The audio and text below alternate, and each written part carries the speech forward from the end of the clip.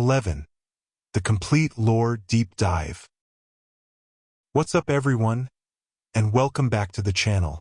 Today we're diving deep into one of the most complex and tragic characters in Stranger Things, 11, also known as Jane Hopper. From her brutal origins in Hawkins' lab to becoming the most powerful weapon against the Upside Down, 11's story is filled with trauma, identity struggles, and the desperate search for belonging. So let's break down everything we know about her past, her powers, and the connections that make her the heart of this entire series. Chapter 1. Project MKUltra. To understand 11, we need to start before she was even born. In 1969, a young woman named Terry Ives volunteered for what she thought were harmless government experiments at Hawkins National Laboratory. She needed the money for college and had no idea she was becoming part of Project MKUltra, a real CIA program that Dr. Martin Brenner had twisted into something far more sinister. Terry was one of many test subjects who were given LSD and sensory deprivation treatments, supposedly to expand the mind's potential. But Brenner wasn't interested in consciousness expansion. He was searching for something else entirely. He was looking for latent psychic abilities, and in Terry Ives, he found something promising. The experiments enhanced abilities she might have already possessed, but the real discovery came later. In 1970, Terry became pregnant. She had no idea that her unborn child had been affected by the experiments, that the baby developing inside her was showing signs of extraordinary abilities even before birth. Brenner saw the potential immediately. This child could be the breakthrough he'd been searching for, a person born with powers rather than one who developed them artificially. When Jane was born in 1971, Brenner made his move. He told Terry that her baby had died during childbirth due to complications from miscarriage. But this was a lie. Jane was very much alive, and Brenner had taken her. He wanted to raise her from infancy within the lab's controlled environment, to mold her into the perfect psychic weapon without the complications of maternal attachment or outside influence. Terry didn't believe the story about her daughter's death. She launched her own investigation and eventually discovered the truth. Her daughter was alive and being held at Hawkins' lab. She attempted multiple times to get Jane back, even managing to break into the facility once. But during one of these attempts, lab security caught her, and Brenner's people did something unforgivable. They subjected Terry to repeated electroshock therapy until her mind was essentially destroyed, leaving her in a permanent vegetative state. This is where 11's story truly begins, born into captivity, stolen from a mother who fought desperately to save her, and raised by a man who saw her not as a human child, but as an experiment with unlimited potential. Chapter 2. Hawkins' Lab and Brenner. Inside Hawkins National Laboratory, Jane became known only as 11, named after the number tattooed on her wrist. She was raised in complete isolation within a sterile, controlled environment. Dr. Brenner became the only parental figure she knew, and she called him Papa, though his interest in her was purely scientific and exploitative. 11 wasn't the first child in Brenner's program. We eventually learned there were others, at least 10 before her and several after. These children were either born with abilities or had them enhanced through various means, though the exact details of how each acquired their powers remain partially mysterious. What we do know is that not all of them survived the program, and those who did were used for increasingly dangerous experiments. Brenner's training regimen for 11 was brutal. From a very young age, she was forced to use her telekinetic and psychic abilities in controlled tests.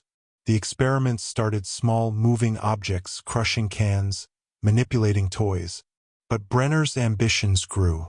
He began testing her abilities to spy on people remotely, using a sensory deprivation tank to enhance her powers.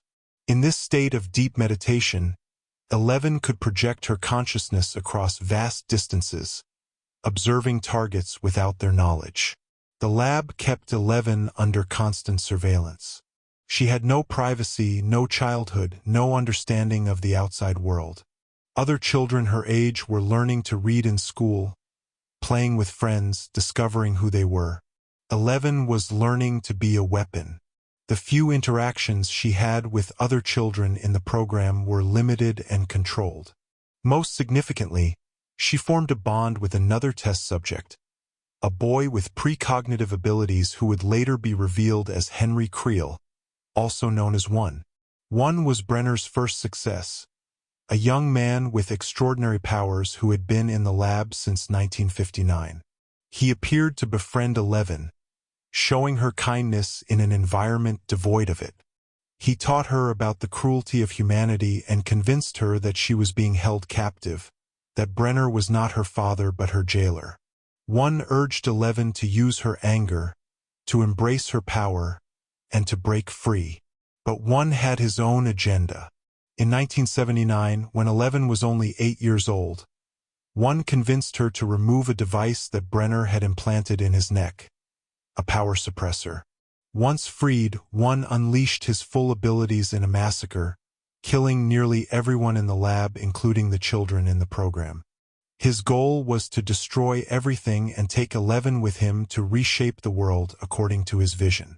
This moment is crucial in 11's development. Faced with One's violence and his demand that she join him, 11 refused. In the confrontation that followed, 11's power exploded beyond anything she'd shown before. She didn't just defeat One, she banished him to another dimension entirely, accidentally creating the Upside Down in the process. One became trapped in that dark mirror world, transforming over time into the creature known as Vecna. The strain of this confrontation was so severe that 11 lost her memories of the event. Brenner, the only survivor of the massacre besides 11, reinforced this amnesia, telling her that she was responsible for killing everyone in the lab. He made her believe she had committed the massacre, burying the truth of One's betrayal deep in her traumatized mind. This lie would haunt 11 for years, shaping her understanding of herself as someone dangerous and destructive. Chapter 3: Escape and the Demogorgon. In November 1983, Brenner forced 11 to make contact with a creature from the Upside Down, the Demogorgon. During the sensory deprivation session, 11 encountered this predatory monster, and in her panic, she inadvertently created a gate between our dimension and the Upside Down. The Demogorgon came through, killing several lab personnel, and in the chaos, 11 escaped. This was the first time in her life that 11 experienced the outside world. She was 12 years old, traumatized, with no social skills, extremely limited vocabulary, and terrifying memories of what she believed she'd done. She was also being hunted. Brenner wanted his most powerful asset back, and he deployed agents throughout Hawkins to find her. 11 found temporary shelter in a restaurant, stealing food, before fleeing into the woods during a rainstorm. This is where she encountered Mike, Dustin, and Lucas, 3 boys searching for their missing friend, Will Byers, who had been taken by the Demogorgon. Initially frightened and defensive, 11 slowly began to trust Mike, who offered her safety in his basement. This period represents 11's first experience of genuine human kindness. Mike gave her clothes, food, and most importantly, friendship without ulterior motives. She wasn't an experiment or a weapon to him, she was a person.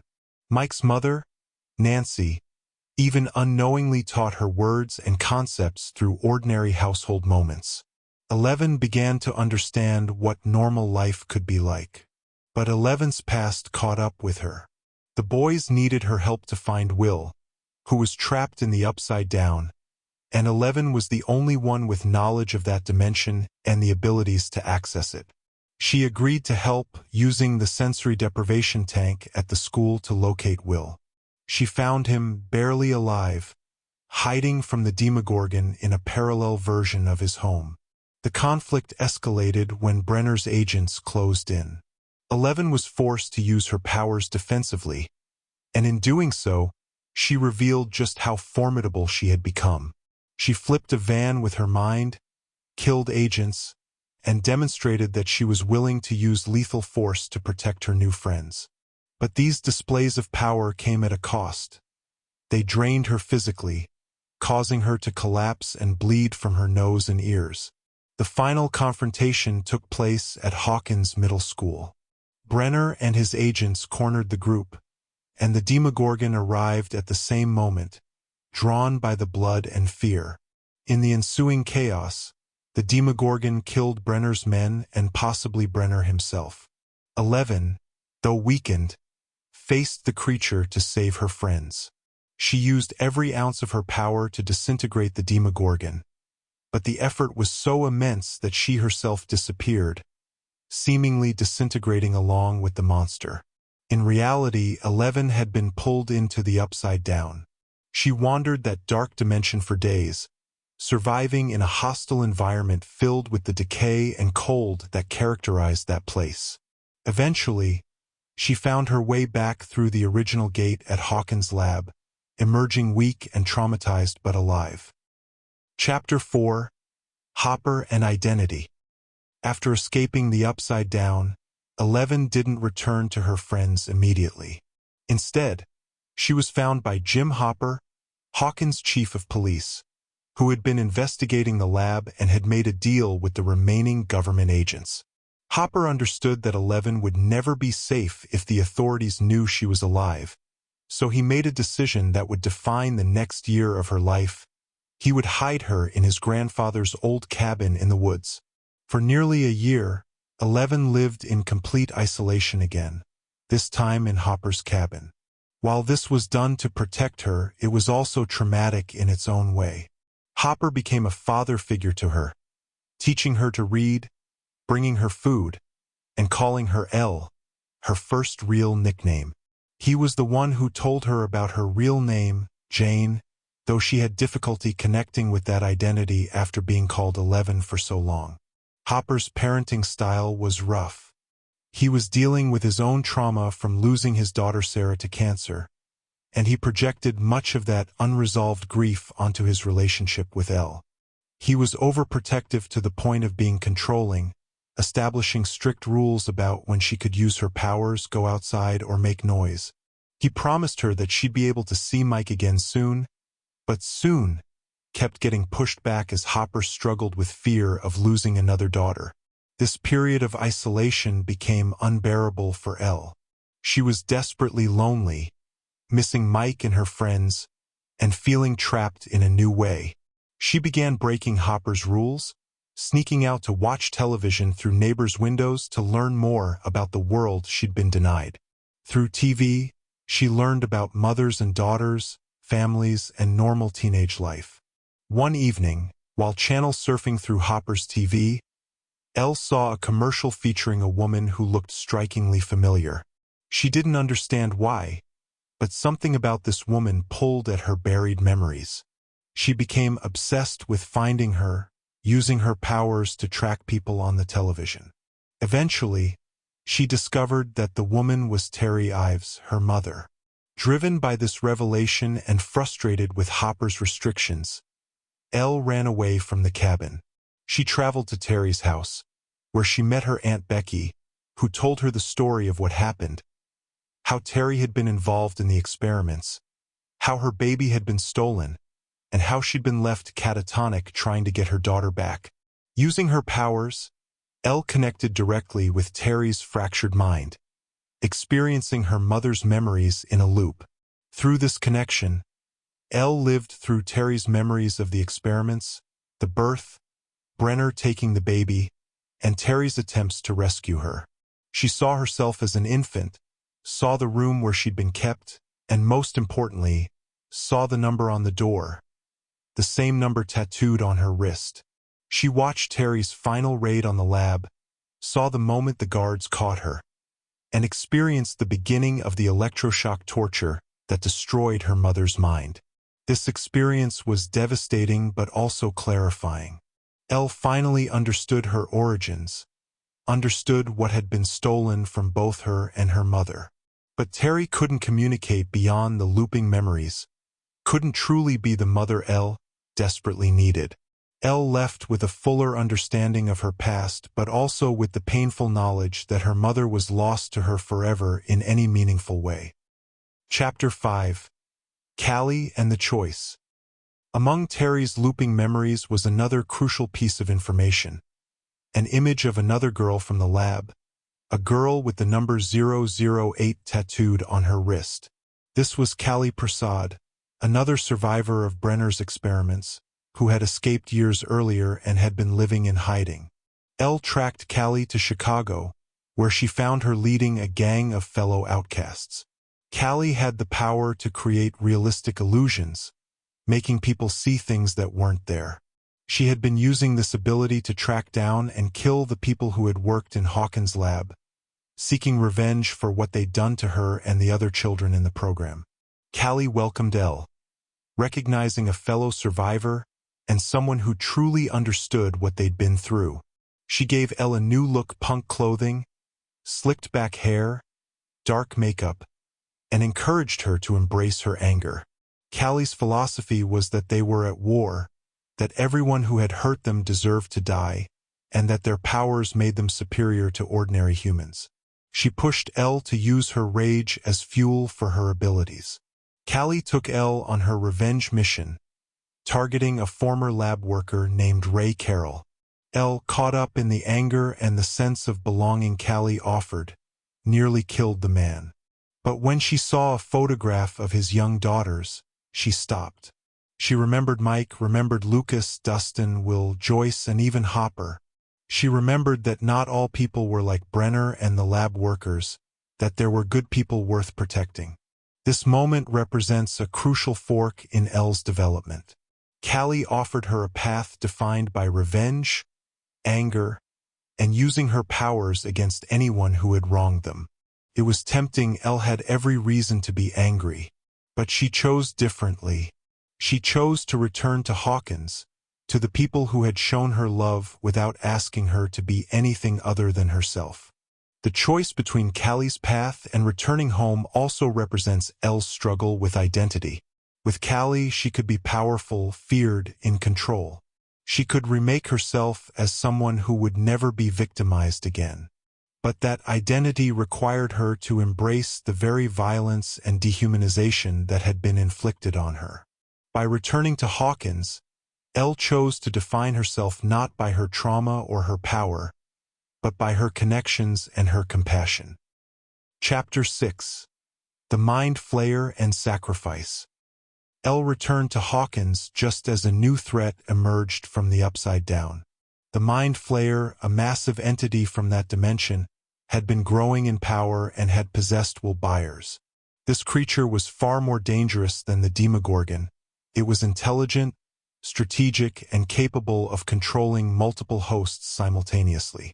Elle arrived at the Byers house in time to help fight off a pack of demodogs, the adolescent form of Demogorgons that the Mind Flayer had sent to kill everyone who knew about the Upside Down. Her powers had grown stronger, refined by her anger and her determination. She slammed the demodogs against walls, crushed them with her mind, and held them back while Hopper and the others escaped. The battle culminated at Hawkins' lab, where the gate to the Upside Down continued to grow. Hopper and Elle traveled into the lab, fighting through more demodogs and government agents to reach the gate room. Elle's task was monumental. She needed to close a dimensional rift using only her telekinetic abilities, essentially sealing the barrier between worlds through sheer force of will. The strain was nearly fatal. Elle stood before the swirling gateway, channeling everything she had into forcing it closed. Blood poured from her nose and ears, her body shook, and she screamed with the effort. The Mind Flayer fought back, sending a massive tendril toward her, trying to stop her or drag her through. But Elle held firm, and with a final massive push, the gate sealed. This act of sacrifice established a pattern that would repeat throughout Elle's story. Despite being just a child, despite all the trauma she'd endured, she was willing to risk everything to protect others. But it also raised questions that would haunt the series going forward. Was 11 destined to always be the weapon, the one called upon to fight impossible battles because she was the only one who could? After closing the gate, Elle was finally able to emerge from hiding. Hopper worked with the government agents to create legal documents for her. She became Jane Hopper, officially his adopted daughter. She attended the snowball dance at school, got to be a normal kid for one night, wearing a pretty dress and dancing with Mike. For a brief moment, she got to experience the childhood that had been stolen from her. But as we learn in later seasons, closing the gate didn't destroy the Mind Flayer. It merely separated it from our dimension. A part of it remained embedded in Will, and the entity itself survived in the Upside Down, growing stronger and plotting its return. The shadow of that conflict, and Elle's central role in fighting it, would continue to shape her life in the years to come, forcing her to confront again and again the question of whether she could ever truly escape being a weapon, whether she could ever be simply Jane, simply a girl trying to live her life. Chapter 7. Normal Life and the Loss of Power. The summer of 1985 marked the first time in Elle's life that she got to experience something resembling normalcy. Living officially as Jane Hopper, she had a home, a father, friends, and a boyfriend. She spent her days at the mall with Max, learning about fashion, makeup, and pop culture. She discovered music, magazines, and the simple joy of being a teenage girl hanging out with a friend. This period is crucial because it shows Elle trying to construct an identity beyond her powers and her trauma. With Max as her guide, she experimented with different looks, different attitudes, and different ways of being. She learned about independence and self-expression. When Mike became overprotective and possessive, influenced by Hopper's awkward attempt at giving him relationship advice, Elle learned that she didn't have to tolerate that behavior.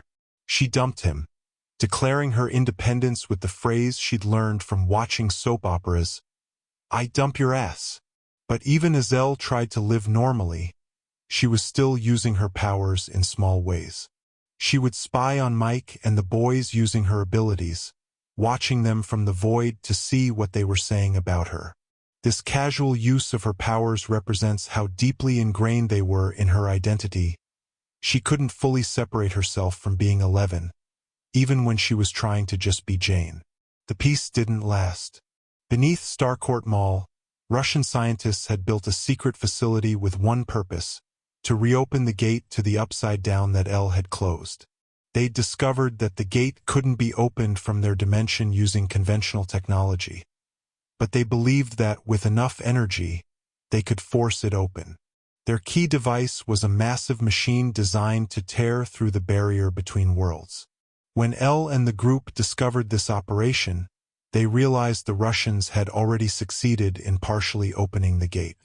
A fragment of the Mind Flayer that had been trapped in our dimension when Elle closed the gate began to activate, possessing multiple people in Hawkins and using their bodies to construct a physical form, a massive creature made of melted flesh and bone from its hosts. Elle faced this creature multiple times, using her powers to fight it off and protect her friends. But during one confrontation at Hopper's cabin, the Mind Flayer did something that would change everything. It bit Elle, injecting a piece of itself into her leg. This fragment began moving through her body like a parasite, causing her excruciating pain and, more significantly, interfering with her abilities. The removal of this fragment was brutal. Elle tried to use her powers to pull it out, screaming in agony as she telekinetically ripped the piece of the Mind Flayer from her own leg. The physical wound was bad enough, but the deeper damage was to her connection to her abilities. Something had changed, something had broken, and after this moment, Elle's powers began to fail. The final battle at Starcourt Mall pushed Elle beyond her limits. She fought the Mind Flayer's massive physical form, throwing everything she had at it even as her powers flickered and weakened. She was exhausted, injured, and barely able to stand, but she kept fighting because that's what she'd always done. sacrifice herself to protect others. When Billy Hargrove, who had been possessed by the Mind Flayer, broke free of its control long enough to sacrifice himself, it gave them the opening they needed. Hopper and Joyce managed to destroy the Russian key device, but the explosion seemingly killed Hopper. Elle lost her father, the man who had given her a real name and a real home, in the same moment that she realized her powers were completely gone. For the first time since birth, she was powerless, and she was grieving. Chapter 8.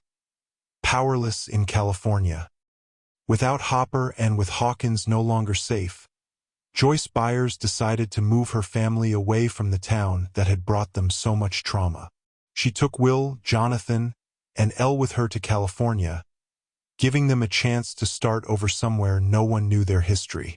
But California was not kind to Elle. She enrolled in school as Jane Hopper, trying desperately to fit in, but she had no powers to fall back on, no confidence, and years of trauma that had left her socially awkward. She was bullied mercilessly, particularly by a girl named Angela who sensed Elle's vulnerability and exploited it at every opportunity. Mike came to visit during spring break, and Elle lied to him about her life in California. She created elaborate stories about having friends and being popular, decorating her letters with drawings of fake social events. She was ashamed of her reality, that she was isolated, powerless, and struggling. This deception represents Elle's deep-seated fear that without her powers, she has no value, that Mike and the others only cared about her because of what she could do. The situation came to a head at the roller rink. Angela and her friends orchestrated a public humiliation of Elle in front of Mike and the others, revealing all of Elle's lies. In a moment of rage and desperation, Elle struck Angela with a roller skate, seriously injuring her. This violent outburst was a stark reminder that even without her powers, Elle's first instinct when threatened was to fight back with everything she had. She'd been raised as a weapon, and that conditioning didn't disappear just because her abilities had. The incident brought authorities to the Byers' home, but before they could arrest Elle, something even more alarming happened. Military helicopters descended on the house. Elle was taken into custody, not by local police, but by armed soldiers who clearly knew exactly who she was. Despite Hopper's efforts to give her a legal identity, the government had always been watching, always waiting for an opportunity to reclaim their asset. Chapter 9. The Nina Project and Memory. Elle was brought to a facility in the Nevada desert, where she met Dr. Sam Owens, a government scientist who had been trying to protect her. Owens explained that Hawkins was under attack again. People were being killed in ways that bore the signature of someone with abilities like Elle's. The town needed her, but there was a problem. She was powerless. Owens presented Elle with an impossible choice. He claimed there was a way to restore her abilities through something called the Nina Project, but it would be dangerous and traumatic.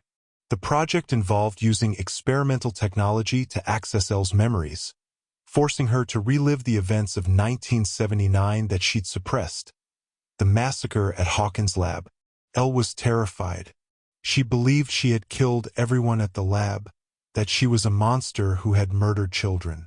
But Owens insisted this was the only way to restore her powers and save Hawkins. Eventually, Elle agreed, not because she wanted to relive that trauma, but because she couldn't bear the thought of her friends dying because she was too afraid. The Nina Project was a sensory deprivation tank combined with memory-enhancing drugs, designed to submerge Elle completely in her past. Once inside, Elle experienced her childhood at the lab in vivid, overwhelming detail. She relived the isolation, the experiments, the cruel treatment by the orderlies, and most importantly, her relationship with one. Through these memories, Elle watched herself as a child being befriended by one, who appeared to be a kind orderly but was actually the first test subject. She watched one teach her to use her anger as a weapon, to embrace her power. She saw how he manipulated her into trusting him, into believing that he understood her in a way no one else could. Then came the devastating truth. Elle relived the moment she removed the Soteria device from one's neck, setting him free. She watched as one revealed his true nature, using his restored powers to massacre everyone in the lab, the orderlies, the guards, and most horrifically, the other children. One killed them all, absorbing their powers and growing stronger, until only he and young Elle remained. In these restored memories, Elle watched one offer her his hand, asking her to join him in destroying the world. He told her they were superior, that humanity was a plague, that they should be gods ruling over the ashes. And she watched herself, an 8-year-old girl, refuse him. She watched herself fight back with every ounce of power she had, until finally, in a desperate surge of energy, she opened a rift and banished one to the Upside Down. This revelation changed everything Elle understood about herself. She hadn't killed those people, one had. She had fought against him, had sacrificed her memory and nearly her life to stop him. The guilt she'd carried for years was based on a lie that Brenner had told her, a manipulation designed to keep her compliant and afraid of her own power. But there was more to uncover. Elle's memories also revealed that Brenner had survived the Demogorgon attack in 1983. He'd been scarred and weakened, but he was alive, and he was now running the Nina Project. When Elle emerged from the tank and discovered Brenner's presence, she was horrified. The man who had stolen her from her mother, who had tortured her, who had made her believe she was a monster, was once again in control of her. Brenner claimed he wanted to help her, that everything he'd done was for her own good, to help her reach her potential. He used the language of a father, calling her 11 with affection, as if their relationship had been one of love rather than exploitation. But Elle saw through it now. She understood that Brenner's love was possessive and selfish, that he had never seen her as a person but only as his greatest creation. Chapter 10. Vecna's Revenge. While Elle was trapped in Nevada reliving her past, back in Hawkins, one now transformed into the horrific creature called Vecna had been systematically killing teenagers. He wasn't killing randomly, he was targeting people with trauma, people who carried guilt and shame. He would invade their minds, force them to relive their worst memories, and then kill them by breaking their bones and pulling out their eyes. But Vecna's plan went deeper than simple murder. Each killing created a gate to the Upside Down, small rifts that connected his dimension to Hawkins. He needed 4 kills to create 4 gates, which would converge and tear open a massive rift that would allow him to merge the Upside Down with the real world. This was his revenge against the world that had rejected him, against 11 who had banished him, and against all of humanity that he saw as beneath him. Through the psychic link that connected Elle to the Upside Down, Vecna reached across dimensions to taunt her. He appeared in her mind, showing her his true form, the monstrous evolution of the boy she'd once known as one. He blamed her for his transformation, for trapping him in that nightmare dimension where he'd been tortured and twisted. But he also thanked her, in his warped way, because the Upside Down had made him powerful beyond measure. Vecna revealed his plan to Elle. He showed her the gates he'd opened, the 3 people he'd killed, and he told her he was coming for her next. But first, he would destroy everything she loved. He would kill Max, kill her friends, and tear Hawkins apart. And he wanted Elle to watch, wanted her to feel the same helplessness and pain he'd felt when she'd cast him into darkness. Elle was still in the Nina facility, still rebuilding her powers through the memory work. She wasn't at full strength, and she was thousands of miles away from Hawkins.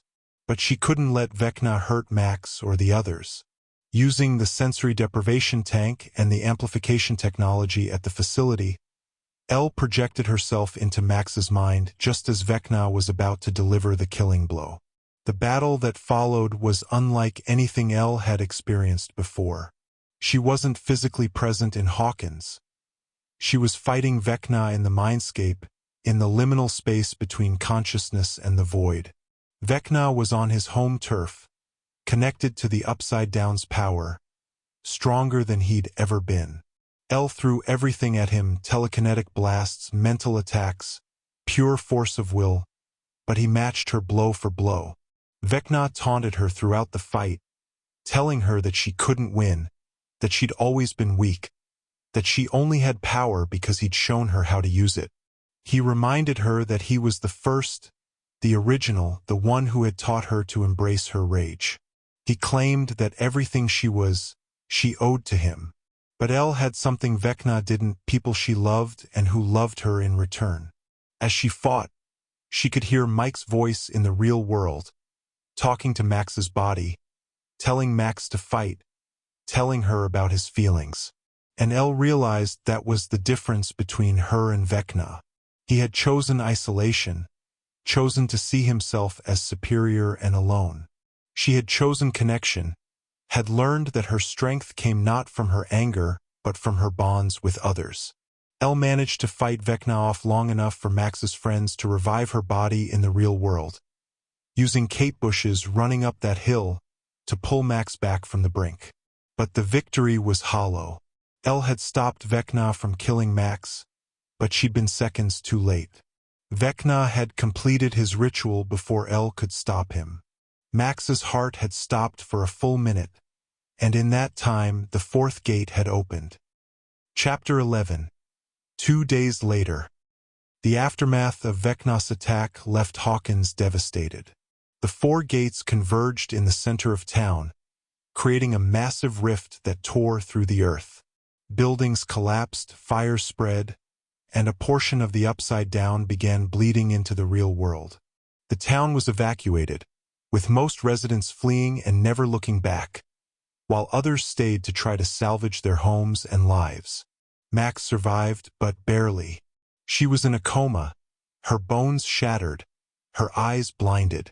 She was technically alive, but her consciousness was gone, trapped somewhere El couldn't reach. El visited Max in the hospital every day, sitting beside her bed and trying desperately to find her in the void.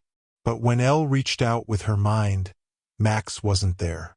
Her body was alive, but her mind, her soul, her essence Vecna had taken it. This failure haunted El more than any of her previous losses. She had been too late, too weak, too far away. For all her power, for everything she'd sacrificed, she hadn't been able to save her friend. Max was alive in the most technical sense, but the vibrant, brave, complicated girl El had befriended was gone, and El didn't know if she could bring her back. Meanwhile, the government's response to the disaster revealed uncomfortable truths about El's legal status. Dr. Owens had been arrested for his involvement with the Nina Project, and the new administration wanted nothing to do with El or the Upside Down situation. They denied the supernatural nature of the events, blamed the deaths on cult activity or natural disasters, and made it clear that El was once again a liability they wanted disappeared. El's existence remained precarious. She was legally Jane Hopper, daughter of a supposedly dead police chief, but she was also 11, a test subject who had escaped from a black site project and who possessed abilities that terrified the government. She lived in a strange limbo, unable to return to normal life but also not officially being hunted, as long as she stayed quiet and stayed out of sight. During this time, El received an unexpected message. Through a ham radio that Dustin had been monitoring, a Russian transmission came through, and it was Hopper's voice. He was alive, imprisoned in a Soviet labor camp in Kamchatka. Joyce and Murray immediately began planning a rescue mission, and El desperately wanted to go with them, to use her powers to save her father. But Joyce refused to let her come. It was too dangerous, and El was needed in Hawkins to help protect the town from whatever might come through the open gate. So El stayed behind, another person she loved in danger while she waited helplessly. She trained with her restored powers, pushing herself to grow stronger, but she was exhausted mentally and physically. The Nina Project had given her back her abilities, but it had also forced her to confront her deepest traumas, and she was still processing the truth about Brenner, about everything she'd believed about herself. Chapter 12. The Truth About the Upside Down. As Elle struggled with her losses and limitations, she spent more time in the void, searching for answers. She looked for Max's consciousness, hoping to find some spark of her friend that she could pull back. She monitored the gate, watching for signs of Vecna's movement, and she explored the Upside Down itself, projecting her awareness into that dimension to understand what they were facing. What Elle discovered was terrifying. The Upside Down wasn't just a parallel dimension. It was a reflection frozen in time at the moment she'd banished one there in 1979. The Upside Down was actively shaped by one's consciousness, by Vecna's will and power. When Elle had opened that first rift, she hadn't just sent one to another dimension. She had inadvertently given him an entire world to control and corrupt.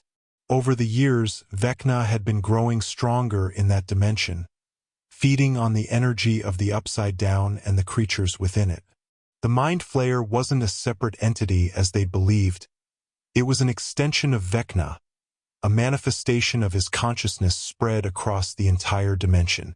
Every Demogorgon, every Demodog, every vine and particle in the Upside Down was connected to him, part of his hive mind. This meant that every battle they'd fought, every time they'd closed a gate or killed a creature from the Upside Down, they'd been fighting Vecna. He'd been orchestrating events from the beginning, using Will's connection to spy on them, using Billy as his puppet, and finally emerging himself when he was strong enough to act directly. Elle realized that she'd created her own nemesis.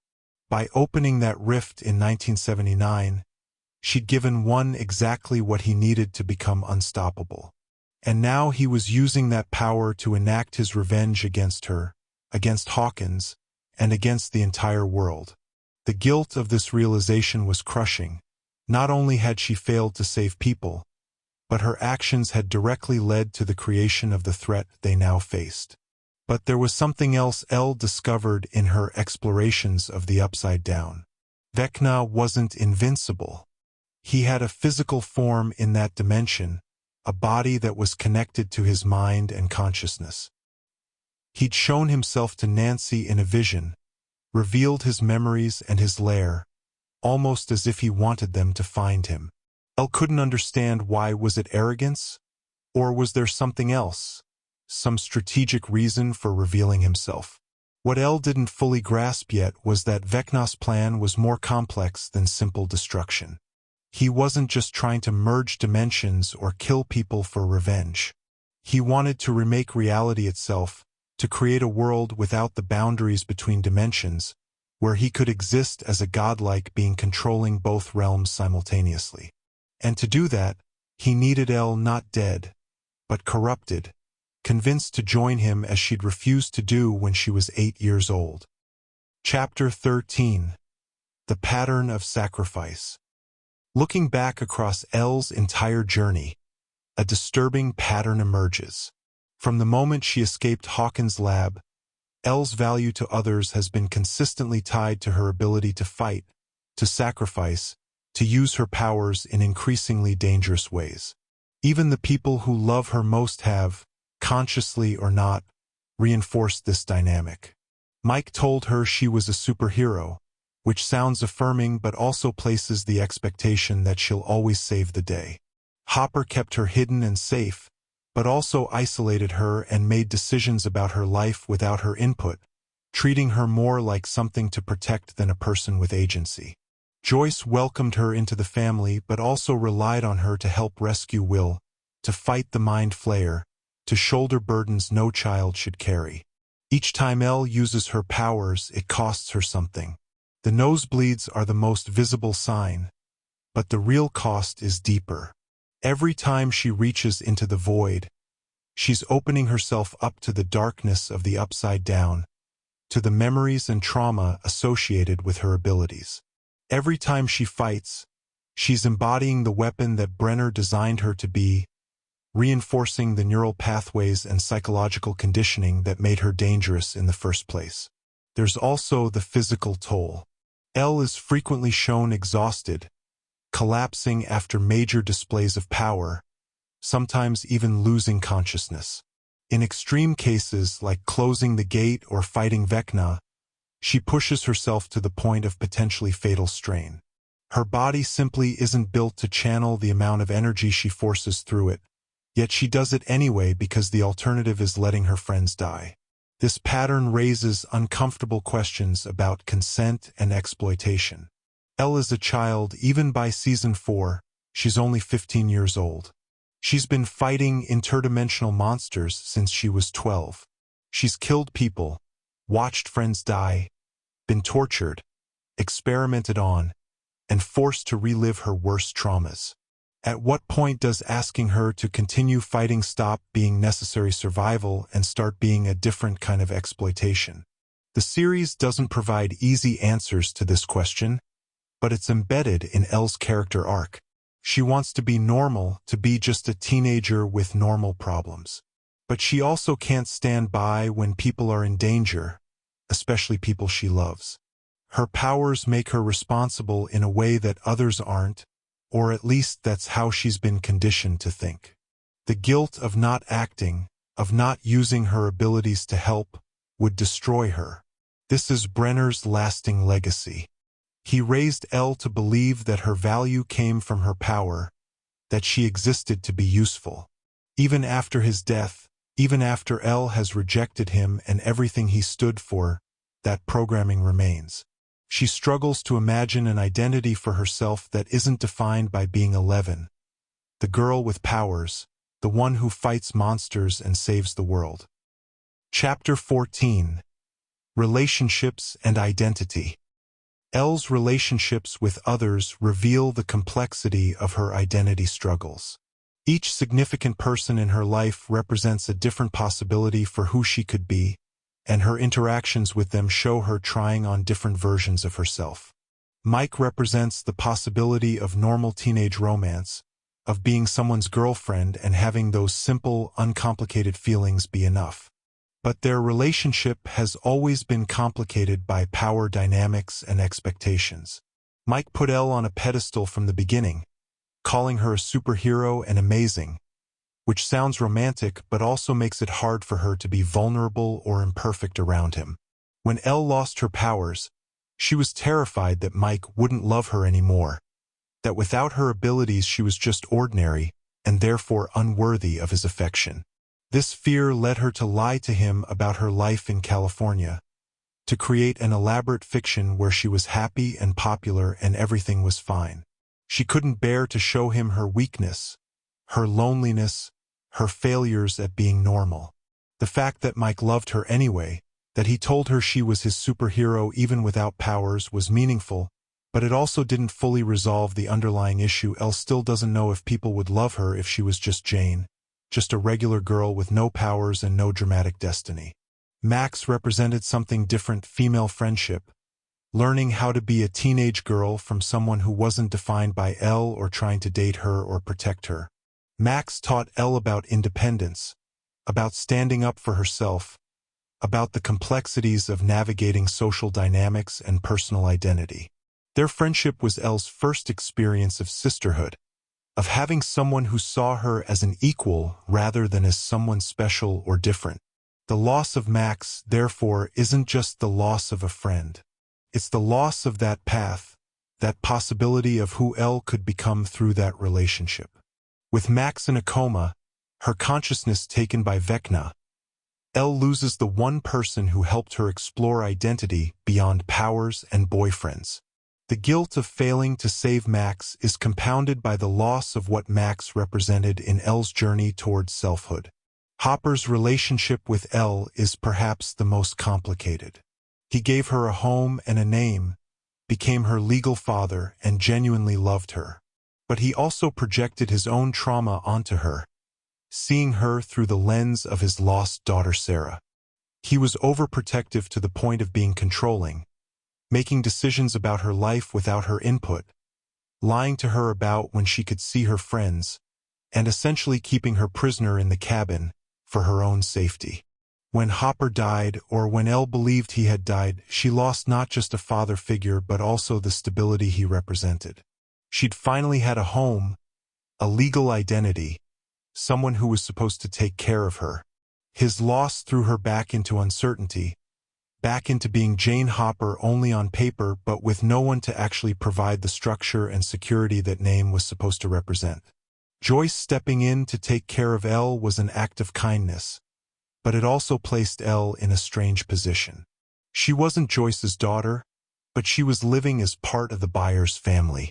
She was a guest, a responsibility, someone who needed to be cared for but who didn't quite belong.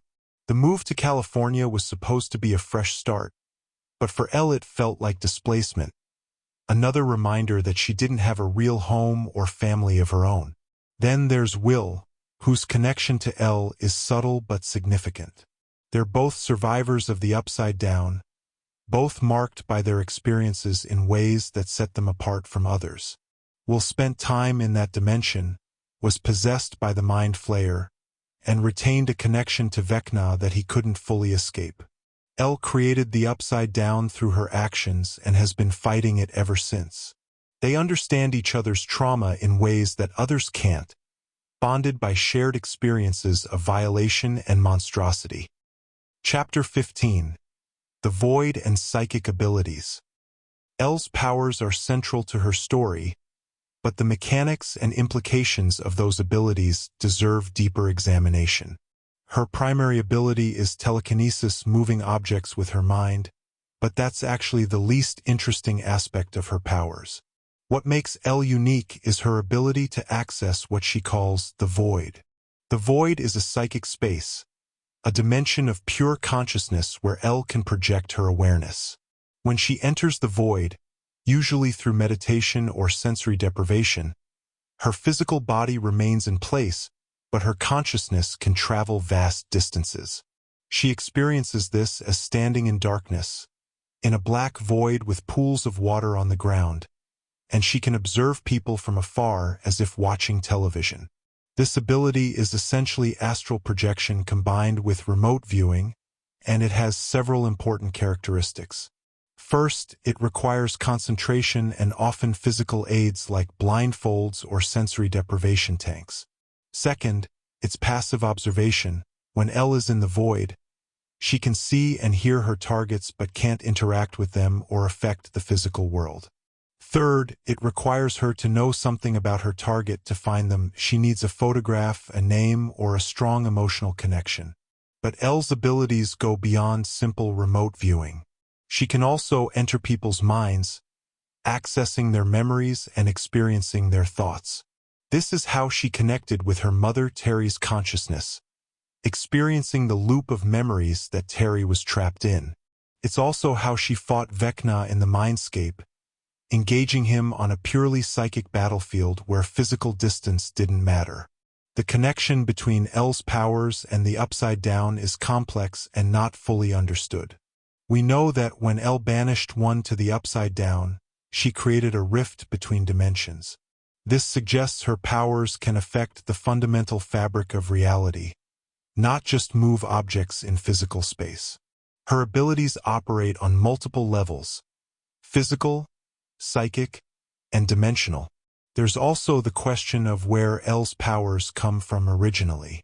Her mother was exposed to experimental drugs and treatments, which seemingly activated or enhanced latent psychic abilities. Elle was affected in utero, born with these abilities already present. But are these powers purely the result of Brenner's experiments, or was there something already there that the experiments amplified? The existence of other numbered children suggests that Brenner was trying to replicate something, that he'd found one or more people with natural abilities and was attempting to create more. One, originally Henry Creel, had powers before he ever came to the lab. He killed his family using his abilities when he was just a child. This suggests that psychic powers exist naturally in the world, rare but real, and Brenner's project was about finding, enhancing, and controlling people who had them. Elle's relationship with her powers has changed over time. Initially, they were just a tool, something she used because it was all she knew. After escaping, they became a source of both strength and fear. She could protect her friends, but she was also dangerous, capable of killing with a thought. When she lost her powers after the Mind Flayer's attack, she experienced both relief and terror: relief at being free from that responsibility, terror at being ordinary and vulnerable. The restoration of her powers through the Nina Project forced Elle to confront what they really meant. By reliving the moment she first truly used her powers, fighting one and creating the Upside Down, she had to accept that her abilities were inextricably linked to violence and trauma. She couldn't separate the power from the pain, couldn't have one without the other. Chapter 16. Brenner's Philosophy. To fully understand Elle's story, we need to examine the mindset of the man who created her life in the lab, Dr. Martin Brenner. Brenner wasn't a cackling villain. He was a true believer, someone who genuinely thought his work was important and justified. Understanding his philosophy helps explain why Elle's trauma is so deep and her recovery so difficult. Brenner belonged to a particular Cold War mentality that prioritized national security above individual rights. He believed that the Soviet Union was developing psychic weapons, and that America needed to match or exceed those capabilities to survive. In his mind, the suffering of a few children was a necessary sacrifice for the greater good of millions of Americans who would be protected by the psychic soldiers he was creating. But there was more to Brenner's motivation than patriotism. He was genuinely fascinated by human potential, by the idea that the mind could transcend its normal limitations. He saw himself as expanding the boundaries of human capability, as ushering in a new era of human evolution. The children in his program weren't victims to him. They were pioneers, the first of a new kind of human being. This is why Brenner could call himself Papa with apparent sincerity. In his warped worldview, he was nurturing these children, helping them achieve their full potential. The fact that this nurturing involved isolation, punishment, forced experimentation, and psychological manipulation didn't register as abuse to him. He believed he was pushing them to greatness, that they would thank him eventually for making them more than ordinary.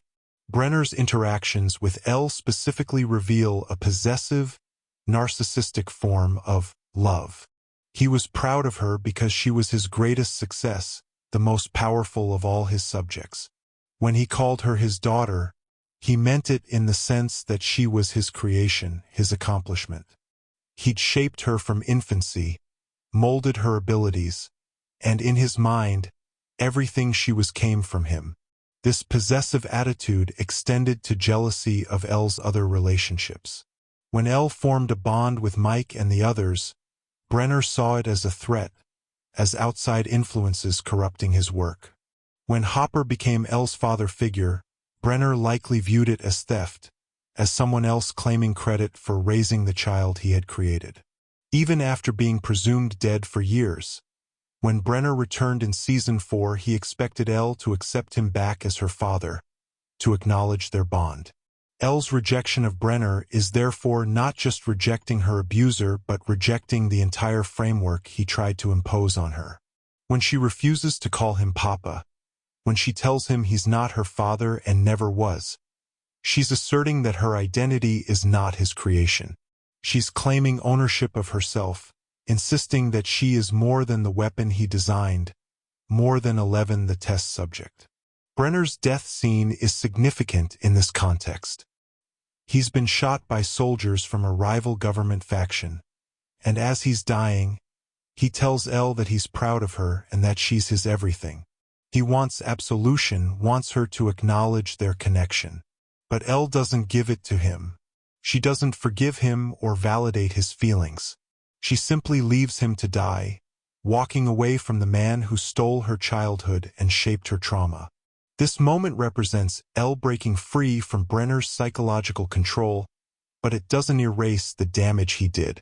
The beliefs he instilled in her, that her value comes from her power, that she exists to be useful, that she's responsible for protecting others at any cost, These remain embedded in her psyche long after Brenner himself is gone.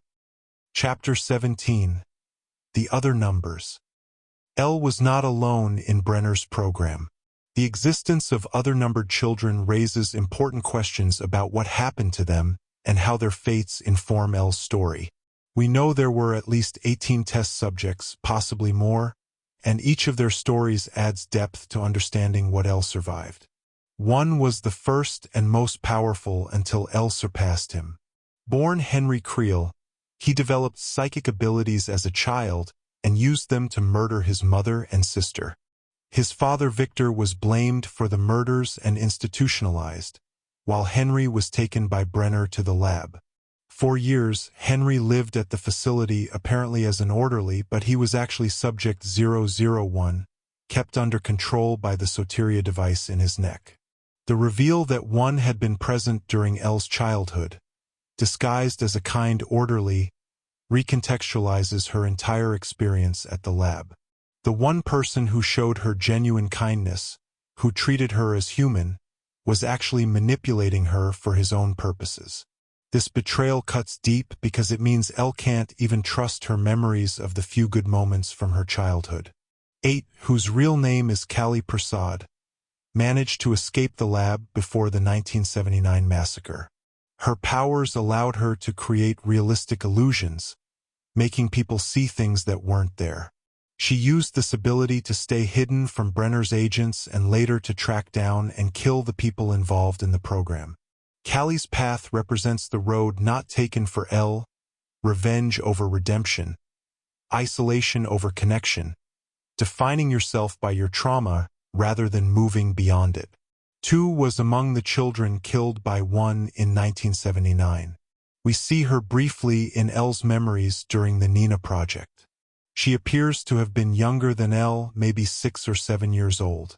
The casual brutality of her death, killed simply because she was there, because one wanted to eliminate all of Brenner's other subjects, underscores the stakes of Elle's victory over him. If Elle had been weaker, if she'd hesitated even a moment longer, she would have died along with the others. The massacre of the numbers haunts Elle's story in ways both obvious and subtle. She carries survivor's guilt, questioning why she lived when the others died. She wonders if she could have saved them, if there was something she could have done differently. The revelation that she didn't kill them, that one was responsible, lifts some of that guilt but replaces it with a different kind, the guilt of having trusted one, of having been the one to free him and enable the massacre. There's also the question of what these children could have become if they'd survived. They were all born with or given extraordinary abilities, but they were still children with their own personalities, dreams, and potential futures. 2 might have wanted to be a doctor. 5 might have loved music. 11 might have wanted a normal life with a family and friends. Brenner's program stole not just their freedom but their futures, and the massacre stole even the possibility of eventual escape. Elle is the sole survivor of that program, the only one who escaped and lived long enough to build some kind of life outside the lab. This makes her both privileged and burdened.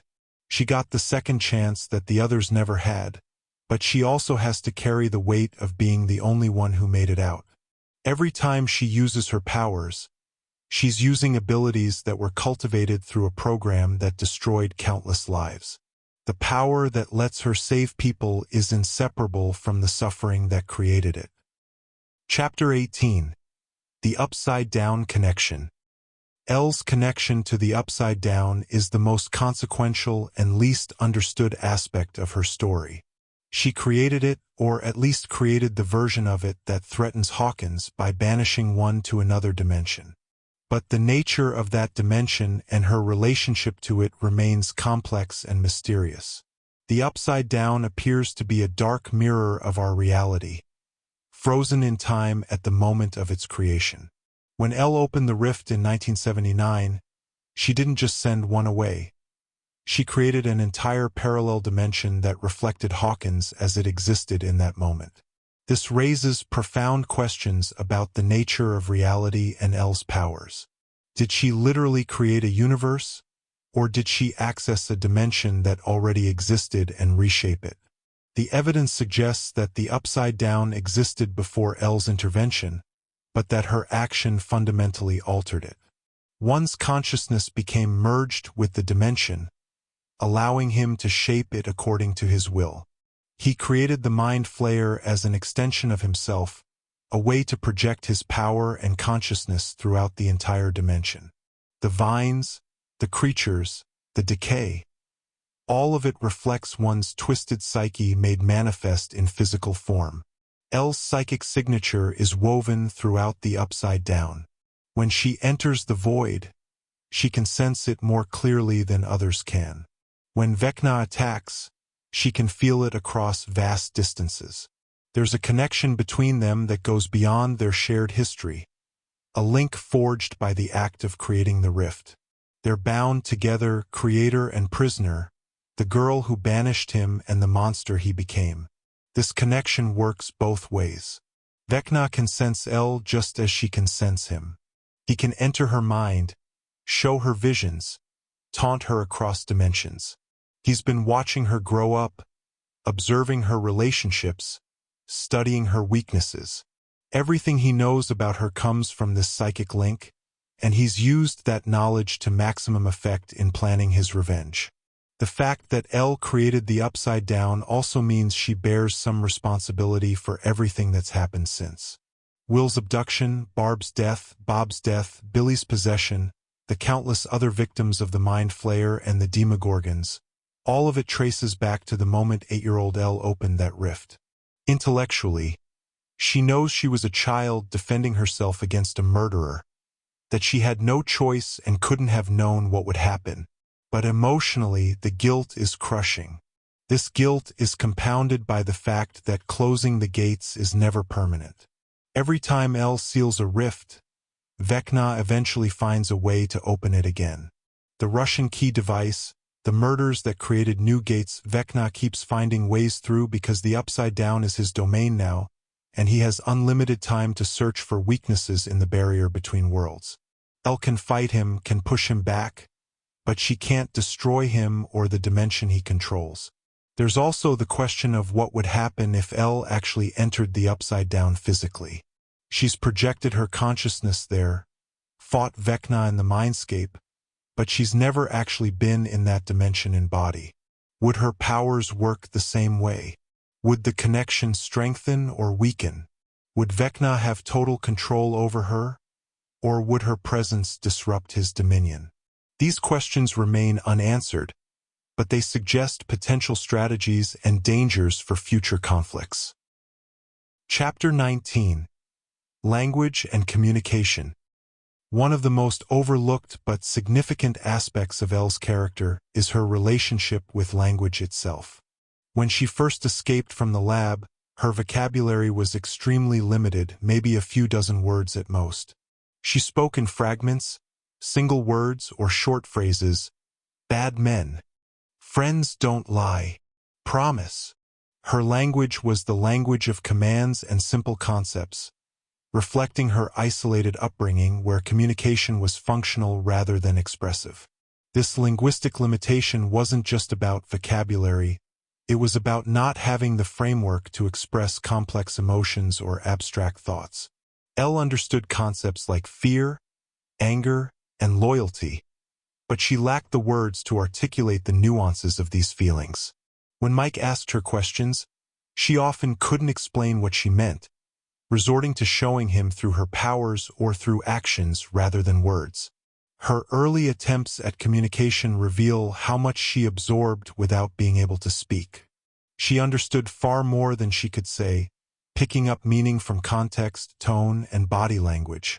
When she repeated phrases like, mouth breather or we're friends, she was learning language the way a much younger child would, through repetition and association. But she was doing this as a 12-year-old dealing with complex social situations and life-or-death scenarios.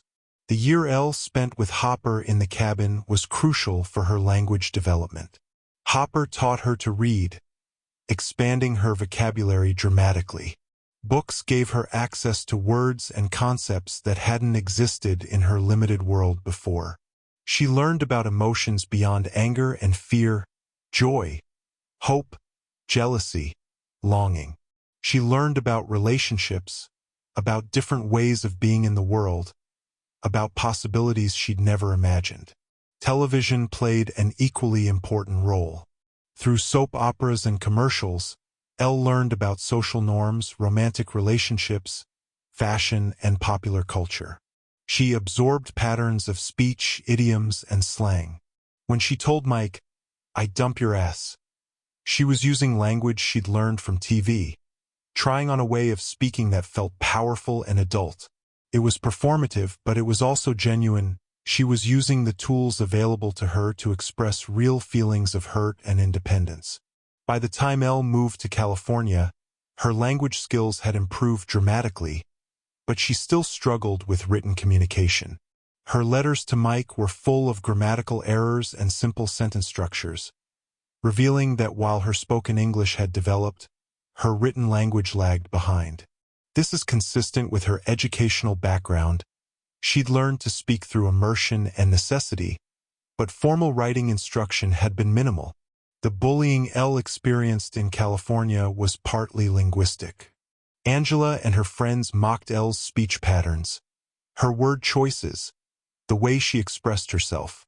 They sensed that something was off about her communication style, that she didn't speak quite like a native speaker despite being an American.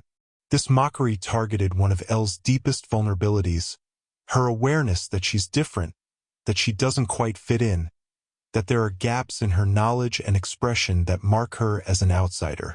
Language also connects to Elle's identity struggle between 11 and Jane. 11 is the name Brenner gave her, a number that strips away individuality and humanity. Elle is what her friends call her, a nickname that softens the clinical designation. Jane is her legal name, her real name, the name her mother gave her. But Elle struggles to connect with Jane as an identity because she has no memories of being Jane, no associations with that name beyond legal documents. The question of what to call herself is inseparable from the question of who she is. Chapter 20. Trauma and Healing. Elle's journey is fundamentally a trauma narrative, and understanding the specific ways her trauma manifests helps illuminate her character.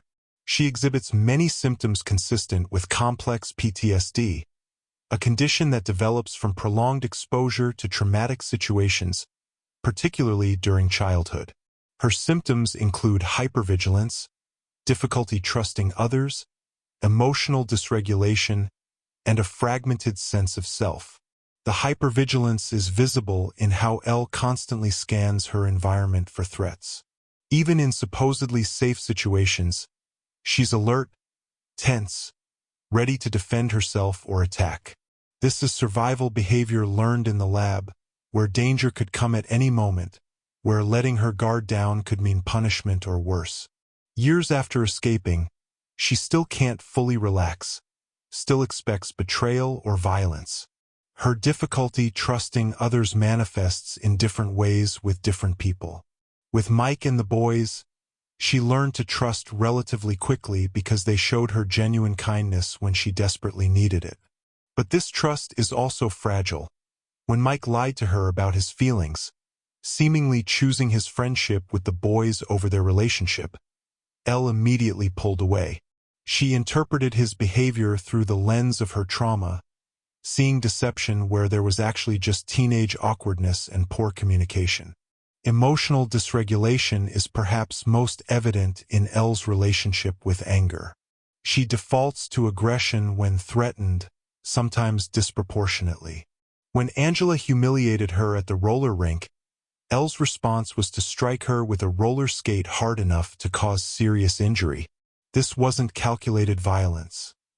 It was an explosion of rage and shame and hurt that overwhelmed Elle's judgment. She'd been conditioned in the lab to respond to threats with overwhelming force, and that conditioning activated in a moment of extreme stress. But Elle also struggles with vulnerability and emotional expression in positive contexts.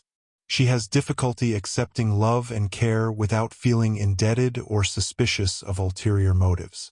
When people are kind to her, part of her wonders what they want, what they expect in return. This isn't paranoia. It's learned behavior from a childhood where every interaction had an ulterior motive, where kindness was manipulation and care was control. The fragmented sense of self is central to Elle's identity crisis. She has multiple personas that don't quite cohere into a unified identity. There's 11, the powerful psychic weapon. There's Elle, Mike's girlfriend and Max's friend. There's Jane Hopper, the legal identity with a normal life. And buried deepest, there's the person she might have been if none of this had happened. The daughter Terry Ives would have raised, the girl who could have grown up normal. Healing from this kind of trauma isn't linear, and the series doesn't pretend otherwise. Elle makes progress. She learns to trust, to express herself, to imagine a future beyond just survival. But she also regresses under stress, falling back into old patterns of aggression, isolation, and self-sacrifice. The Nina Project forced her to relive her worst memories, which was re-traumatizing even as it gave her crucial information about her past. One aspect of trauma that the series handles particularly well is the concept of triggered memories. Certain situations or sensory experiences throw Elle back into the past. The smell of the lab, the feeling of being restrained, the sight of medical equipment. These triggers can cause flashbacks or panic responses, moments where Elle is no longer in the present but reliving a traumatic experience. The show depicts this through visual cues and Elle's physical reactions, showing how trauma exists not just as memory, but as embodied experience. The question of healing for Elle is complicated by the ongoing nature of her trauma. Most trauma survivors are dealing with events that are in the past, however painful. But for Elle, the threat continues. Vecna is still out there, the Upside Down is still bleeding into Hawkins, and she's still being called upon to fight. How can she heal from trauma that never ends, that keeps generating new traumatic experiences? This is the impossible position Elle finds herself in, needing to process and recover from her past while simultaneously dealing with life-threatening crises in the present. Chapter 21. The Body and Physical Experience. Elle's relationship with her own body is another crucial but often overlooked aspect of her character. From birth, her body has not been fully her own. It was experimented on, monitored, controlled, and used as a vessel for powers that cause her physical pain. Understanding her bodily experience adds another dimension to her story.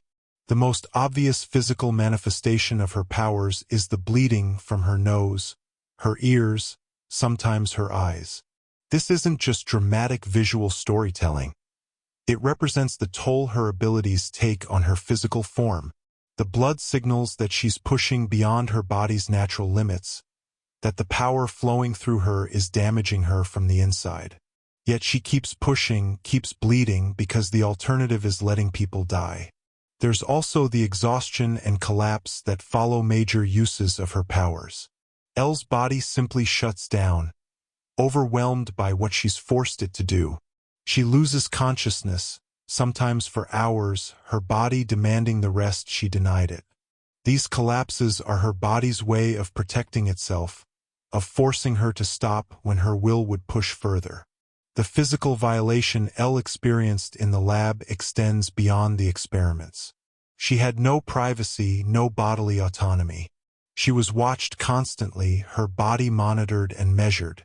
When she had her first period, it wasn't a private milestone but a documented change in her physical development. Every aspect of her physical existence was data to be collected and analyzed. When Elle enters puberty and adolescence outside the lab, she has to navigate these bodily changes without the context that most teenagers receive from family or health education.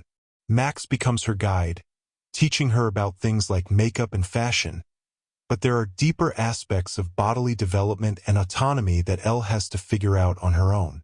Her relationship with her body is complicated by the fact that it's simultaneously a source of power and a site of trauma. The scene where the Mind Flayer's fragment is lodged in Elle's leg is particularly significant.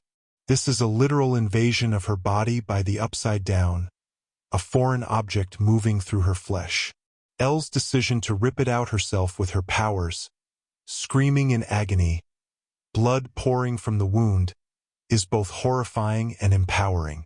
She's taking control of her own body, removing the violation through her own agency rather than waiting for someone else to help her. The loss of her powers after the Mind Flayer's attack was also a bodily experience. Something fundamental about her physical being had changed. The abilities that had always been there, that were as much a part of her as breathing, suddenly stopped working. It would be like waking up one day and finding you couldn't move your arms. Something so integral to your sense of your body and its capabilities suddenly absent. Food is another important bodily experience for Elle. In the lab, food was controlled and regulated, part of the conditioning and reward system. When she first escaped, she was desperate for food, stealing it, hoarding it, eating with an urgency that spoke to deprivation. Egos became her favorite specifically because they were sweet and immediately satisfying, completely unlike the bland institutional food of the lab. With Hopper, Elle learned to eat regular meals at regular times, to have preferences and choices about food. Cooking and sharing meals became expressions of care and normalcy. When Hopper made her favorite foods or when Joyce welcomed her to family dinners, these weren't just about nutrition. They were about belonging, about being cared for in the most basic physical way. Elle's experiences with clothing and appearance are also tied to bodily autonomy and identity. In the lab, she wore institutional clothing, always the same, always controlled. When Mike first gave her his sister's dress and blonde wig, it was her first experience of choosing how to present herself. Throughout the series, Elle's clothing choices reflect her evolving sense of self.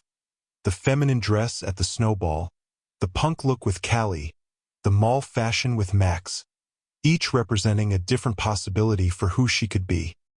Chapter 22. Friendship Dynamics. While much attention is paid to Elle's romantic relationship with Mike and her fraught connection with father figures, her friendships with the group reveal important aspects of her character and growth. Each friendship serves a different function in her life and helps her develop different aspects of herself. Dustin's relationship with Elle is perhaps the most uncomplicated. He was immediately welcoming and accepting, never making her feel like a freak or an outsider. Dustin treats Elle like one of the group, including her in plans and adventures without either putting her on a pedestal or treating her as fragile. His enthusiasm and loyalty are constants in Elle's life, providing a kind of friendship that doesn't demand anything from her beyond showing up and being herself. Lucas's friendship with Elle had a rocky start. He was suspicious of her, questioned her motives, and advocated for the group's safety over trust. But this initial wariness actually became the foundation for a more honest friendship. Lucas doesn't pretend things are fine when they're not, doesn't sugarcoat difficult truths, and treats Elle as someone capable of handling real talk.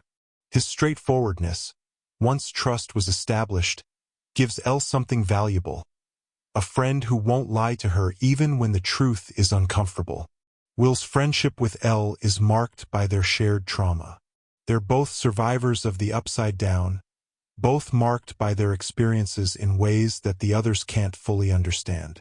There's an unspoken understanding between them, a recognition of what it means to have been violated by that dimension. They don't need to explain their nightmares or their hypervigilance to each other. They just get it. But Will's connection to Elle is complicated by other factors.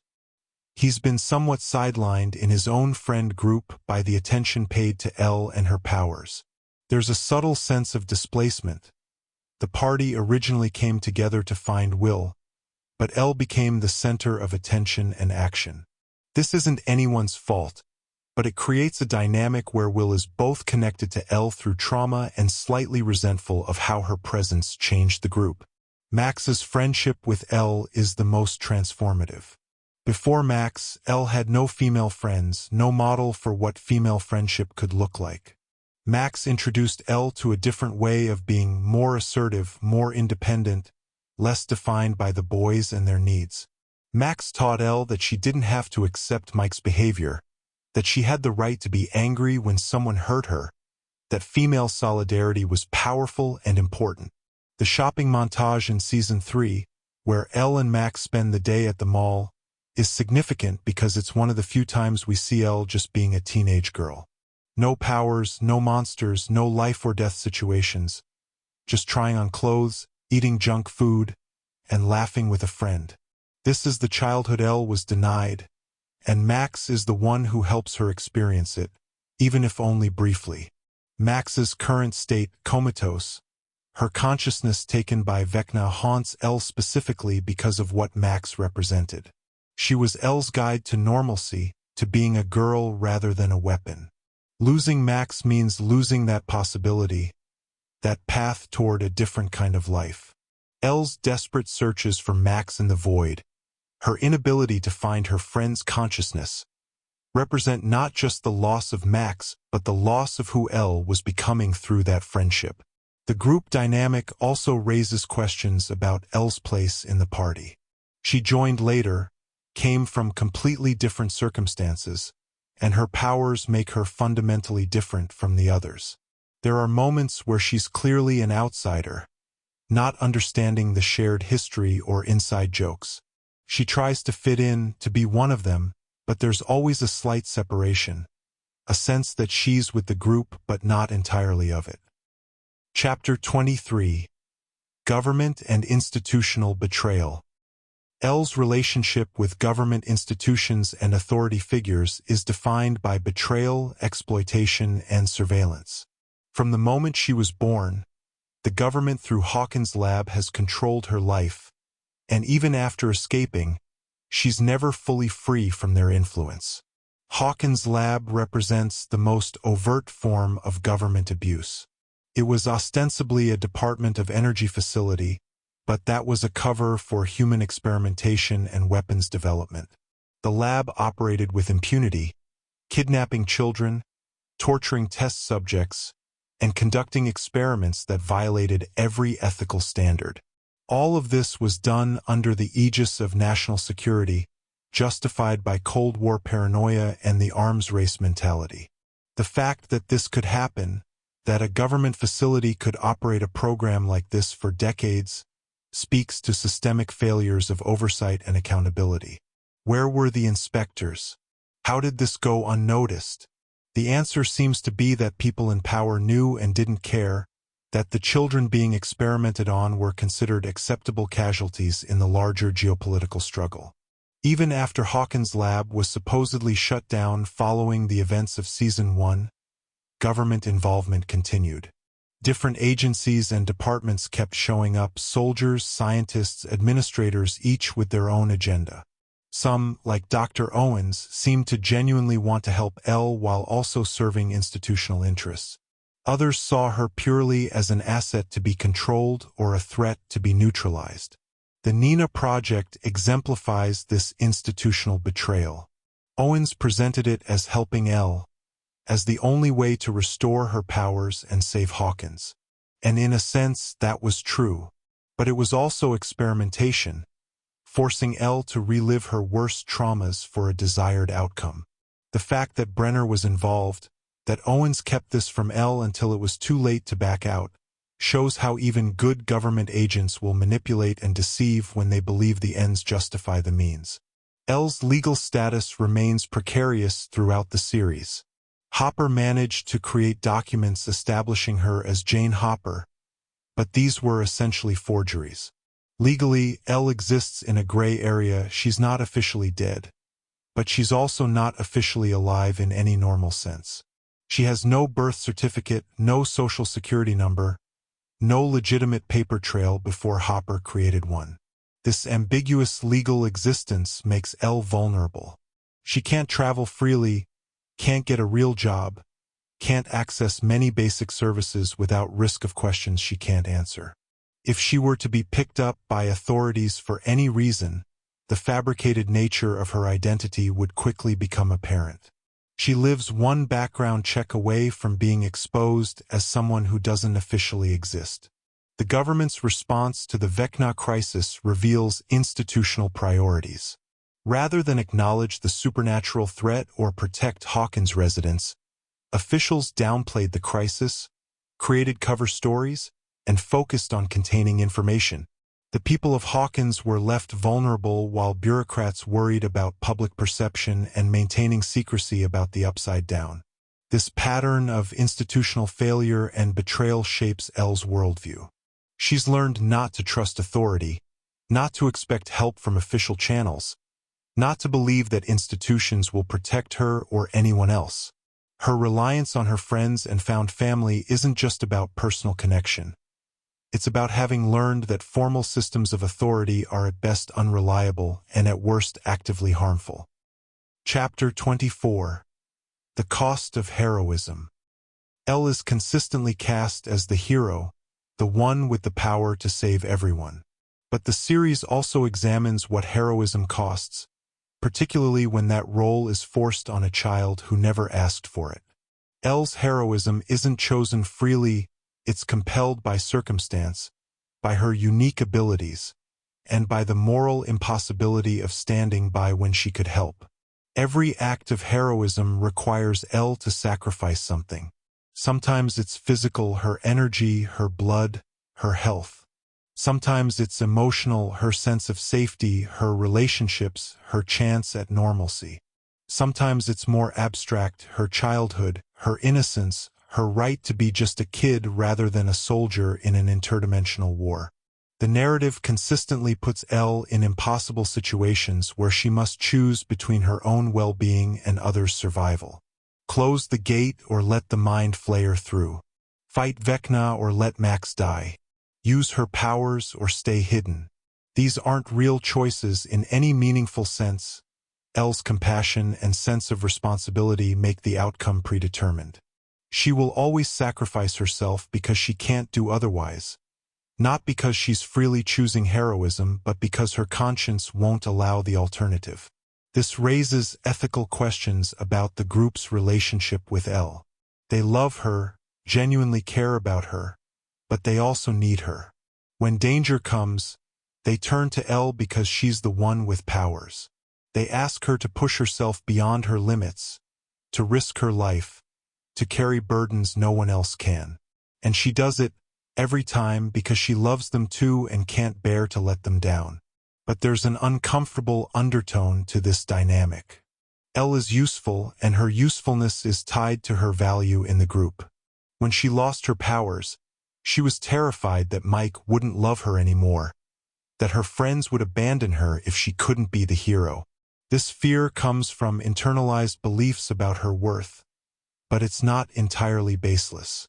The group's reliance on Elle for protection has created a situation where her identity as the powerful one is central to how she relates to others. The show doesn't shy away from showing the cost of Elle's heroism on her mental health. She has nightmares, flashbacks, periods of depression and withdrawal. She struggles with survivor's guilt and the weight of responsibility. She has panic attacks and moments where the pressure becomes too much. These aren't character flaws. They're realistic responses to being a teenage girl expected to save the world repeatedly. There's also the cost to Elle's development as a person. Normal teenage milestones get interrupted or skipped entirely because of crises. She should be worrying about homework, exploring interests, figuring out her identity through low-stakes experimentation. Instead, she's fighting monsters, watching people die, and carrying trauma that most adults couldn't handle. The series asks whether it's fair to expect this of Elle, but it doesn't provide easy answers. The threats are real, and without Elle, people would die. Her powers make her uniquely capable of fighting the upside down. But capability doesn't equal obligation, and the fact that Elle can save people doesn't necessarily mean she should have to, especially when the cost is so high and the responsibility was never something she chose. Chapter 25. Motherhood and Maternal Figures. Elle's relationship with motherhood and maternal figures is marked by absence, loss, and substitution. Her biological mother Terry Ives loved her and fought for her, but Elle never got to experience that love consciously. By the time Elle found Terry, her mother was trapped in a loop of traumatic memories, unable to communicate or provide the maternal care Elle desperately needed. The scene where Elle connects with Terry's mind is one of the most emotionally devastating in the series. Elle finally meets her mother, but not really. She meets the shattered remains of her mother's consciousness, endlessly reliving the same traumatic moments. Terry can't see Elle as she is now, can't recognize her daughter, can't tell her she's proud or that she loves her. Elle gets to see how much her mother fought for her, how Terry refused to believe the lies about her baby's death, but she can't have an actual relationship with her. This encounter with Terry gives Elle crucial information about her past, but it doesn't give her a mother. If anything, it makes the loss more painful because Elle now knows exactly what was stolen from both of them. She sees the life they could have had together, the mother Terry would have been, and she has to accept that this possibility is gone forever. Terry is alive but unreachable, present but absent, a mother in biology only. Joyce Byers becomes the closest thing to a functional mother figure in Elle's life. Joyce takes Elle into her home, includes her in the family, and treats her with maternal care. She makes sure Elle eats, helps her navigate difficult situations, and advocates for her safety and well-being. Joyce's decision to move the family away from Hawkins after Hopper's apparent death was partly about giving Elle a fresh start, a chance to escape the cycles of violence that had defined her life. But Joyce isn't Elle's mother, and that distinction matters. Joyce has her own children to prioritize, her own grief to process, her own life to manage. She takes care of Elle out of kindness and responsibility, but there's a fundamental difference between being taken care of and being someone's child. Elle is a guest in the Byers household, someone Joyce has responsibility for, but not the deep, unconditional bond that comes with being a mother. Mrs. Wheeler represents another maternal figure, though more peripheral. She feeds Elle, worries about her, and treats her with the automatic care that mothers extend to their children's friends. But Mrs. Wheeler doesn't know who Elle really is, doesn't understand her history or her needs. Her kindness is real but surface level, the kind extended to any child in her home. The absence of a true mother figure in Elle's life affects her development in subtle ways. She has no one to model female adulthood after, no one to teach her about the specific challenges and experiences of being a woman. She learns about femininity and female identity from television, from magazines, from Max, all valid sources, but not the same as having a mother to guide her through these discoveries. Elle also misses out on the specific kind of emotional support that mothers traditionally provide. When she's struggling with her relationship with Mike, when she's being bullied in California, when she's processing trauma, these are moments where a mother's presence would be particularly meaningful. Instead, Elle has to figure things out on her own or rely on friends who are themselves teenagers navigating their own challenges. There's also the question of what kind of mother Elle might become in the future, assuming she survives and has the opportunity for that kind of normal life. She has no positive model of motherhood from her own experience, only the fragmented memories she accessed from Terry and the substitute maternal care from Joyce. Would she be overprotective, having experienced so much loss? Would she struggle with trust and vulnerability in that relationship? Would she be able to break the cycle of trauma? Or would her experiences as 11 inevitably shape how she parents? The series presents motherhood as something stolen from Elle multiple times over, stolen from Terry, who lost her daughter, stolen from Elle, who lost her mother, and potentially stolen from Elle's future, as her powers and responsibilities make ordinary life milestones like having children uncertain at best. Chapter 26. Education and Intellectual Development. Elle's formal education was virtually non-existent until she escaped the lab, and the gaps in her knowledge reveal how profoundly her captivity affected her intellectual development. In the lab, her education was entirely focused on developing and using her powers. She learned what she needed to know to follow commands, to understand the experiments, to function as a weapon.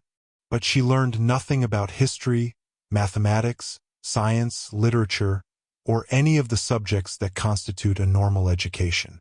When Elle first interacted with Mike and his friends, the depth of her ignorance about the world became apparent. She didn't know what a promise was. She'd never heard of the Upside Down as a concept in Dungeons and Dragons. She didn't understand basic social conventions or cultural references that the boys took for granted. Her world had been so small, so controlled, that everything outside the lab was foreign territory. Hopper's year-long effort to educate Elle in the cabin was well-intentioned but limited. He taught her to read, which was foundational and transformative, opening up entire worlds of information and story. But he couldn't provide a comprehensive education. He wasn't a trained teacher, and his own education and knowledge had gaps.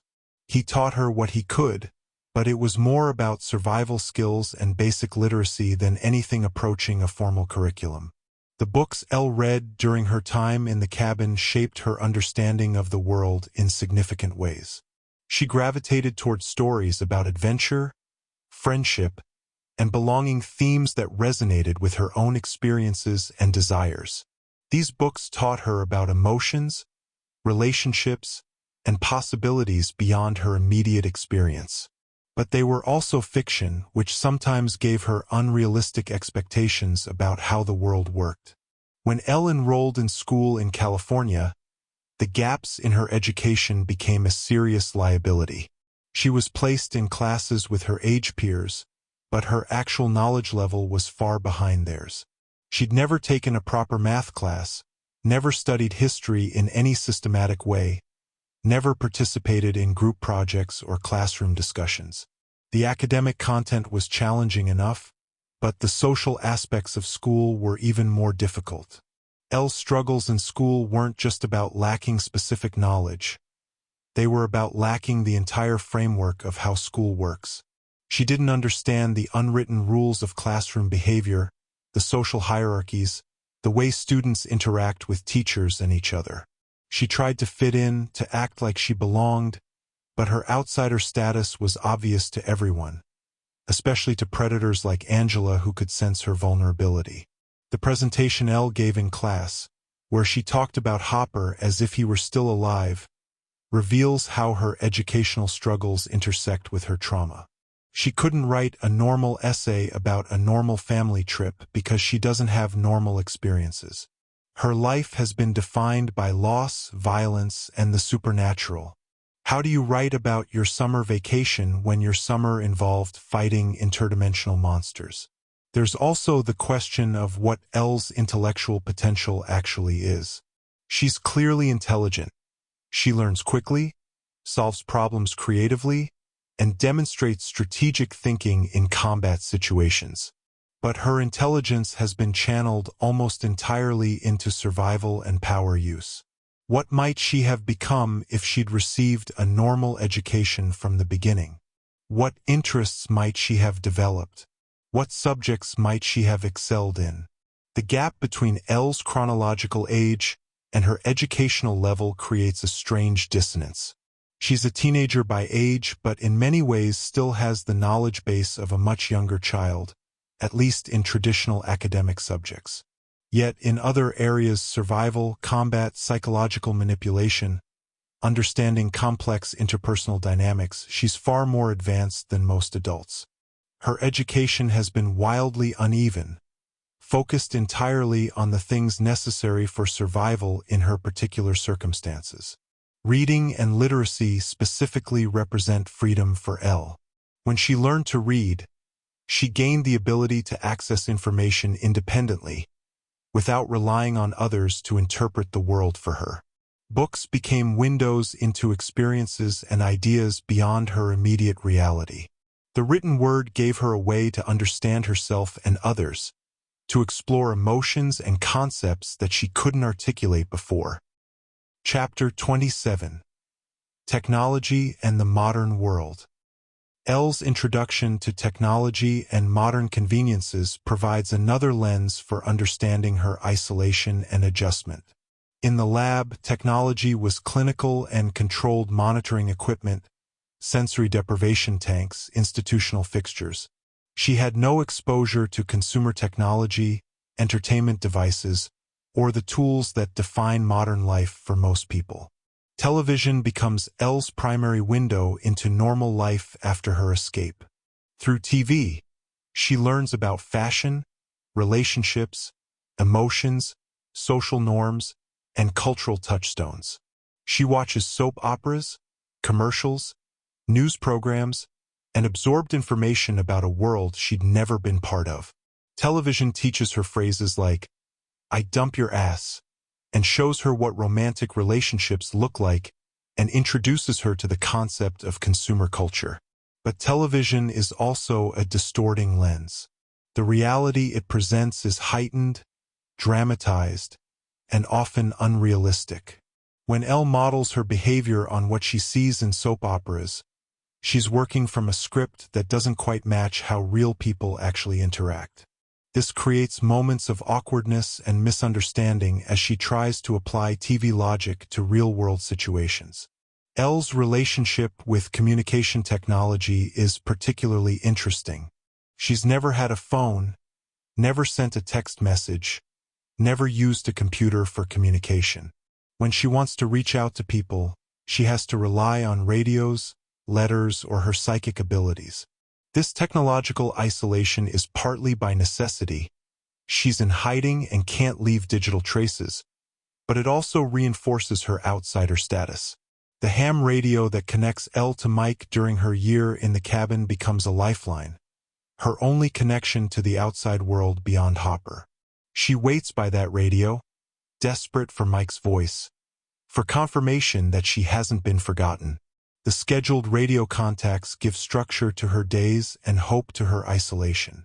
When technical problems or Hopper's interference prevent these contacts, it's devastating for Elle because she has no other way to maintain that connection.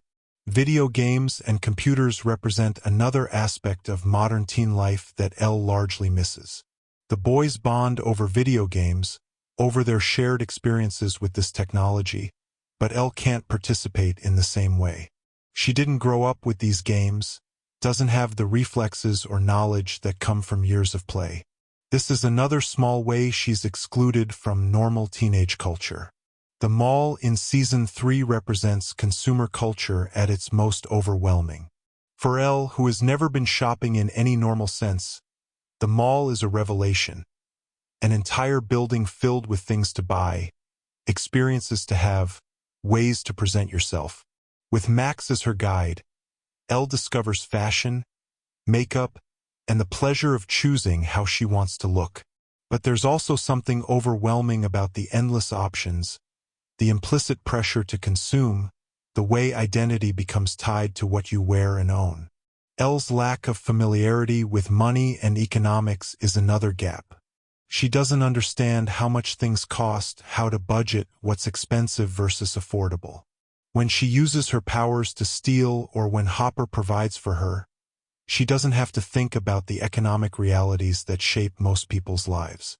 This is partly because she's a child, but it's also because her life has existed outside normal economic systems. Photography and cameras hold special significance for Elle. Photographs are how she locates people in the void. They provide the visual and emotional connection she needs to find someone psychically.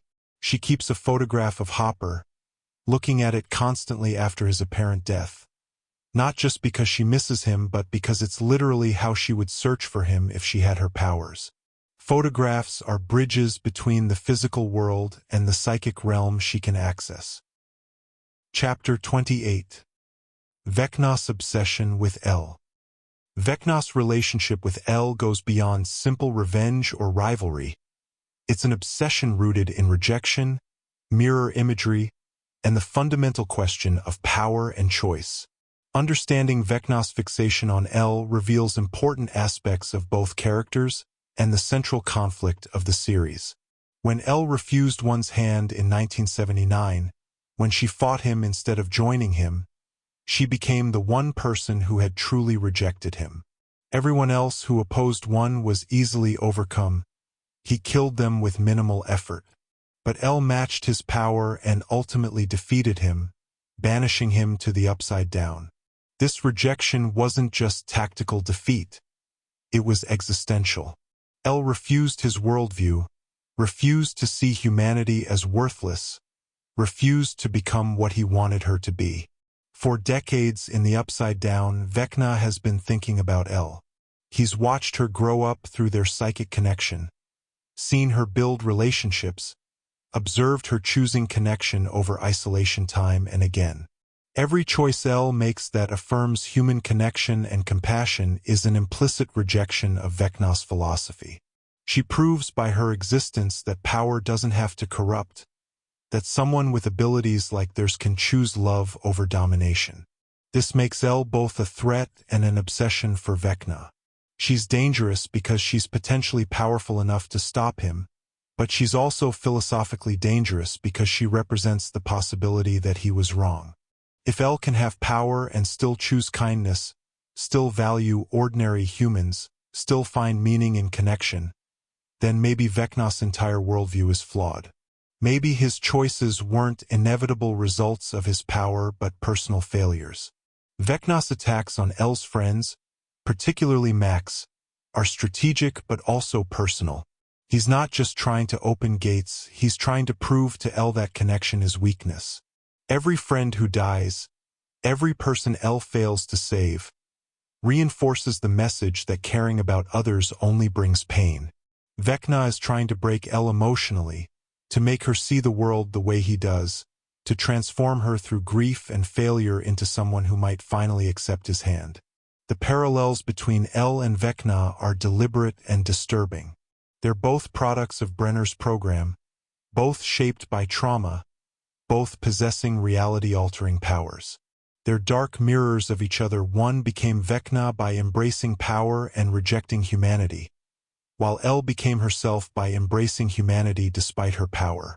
The question hanging over El's story is whether she can maintain that humanity under the weight of all she's suffered, or whether continued trauma will eventually push her toward Vecna's nihilistic worldview. Vecna's transformation from Henry Creel to the monster he is now also serves as a warning about what El could become. He was a child once, before the powers twisted him. The series suggests that his abilities themselves may have contributed to his darkness. The ability to enter people's minds and see their worst thoughts could poison someone's view of humanity. El has similar abilities, enters people's minds regularly. Could sustained exposure to human darkness corrupt her the same way? The crucial difference is that El has something Vecna never had: genuine connection. Henry Creel's family feared him, Brenner used him, and he never formed the kind of bonds that El has with Mike, Max, Hopper, and the others. These relationships ground El, give her reasons to believe in humanity beyond abstract principle. She knows people can be good because she's experienced their goodness directly. Vecna wants El to join him not just because she's powerful, but because her joining would validate his entire existence. If El eventually comes around to his perspective, it proves that his path was correct, that connection is ultimately meaningless, that power is what matters. Her continued resistance, even as she suffers, even as people she loves die, is a fundamental rejection of everything he believes. Chapter 29. Memory and Identity. El's memories are fragmented, suppressed, and in some cases completely false. Her struggle to understand her own past and construct a coherent identity from these broken pieces is central to her character journey. The question of what she remembers, what she's forgotten, and what she's been made to believe reveals the depth of psychological manipulation she's endured. The biggest suppressed memory is the truth about the 1979 massacre. For years, El believed she had killed everyone in the lab, the children, the orderlies, even Brenner himself. She carried this guilt as a core part of her identity, seeing herself as dangerous and destructive. This false memory shaped her self-perception profoundly, making her fear her own power and question her right to have relationships or a normal life. Brenner deliberately cultivated this false belief. By making Elle think she was responsible for the massacre, he ensured she would be compliant and fearful of her own abilities. It was a form of control that persisted even after she escaped the lab. She controlled herself, limited herself, feared herself, all based on a lie Brenner had implanted. The Nina Project forcing Elle to relive and remember the truth was traumatic but also liberating. She learned that she wasn't a monster who had killed innocent children. She was a survivor who had fought a murderer. Her power hadn't destroyed, it had protected. This reframing of her origin story allowed Elle to see herself differently, to access her abilities without the same weight of guilt. But the process of recovering these memories was itself traumatic. Elle had to relive her childhood in the lab, all the experiments and isolation and manipulation. She had to watch the massacre happen again, feel the terror of 8-year-old 11 facing one. She had to confront Brenner again after believing he was dead. The truth set her free in some ways, but the cost of obtaining it was steep. Elle's memories of her mother are particularly painful because they're not her own. She has no actual memories of Terry from when she was an infant. She was too young. The memories she has of her mother come from connecting psychically with Terry's consciousness, experiencing Terry's memories of her. These are real events, but Elle experienced them secondhand, as an observer of her mother's trauma rather than as the baby at the center of it. This creates a strange relationship with her origin story. Elle knows intellectually that Terry loved her and fought for her, but she doesn't have the embodied memory of that love.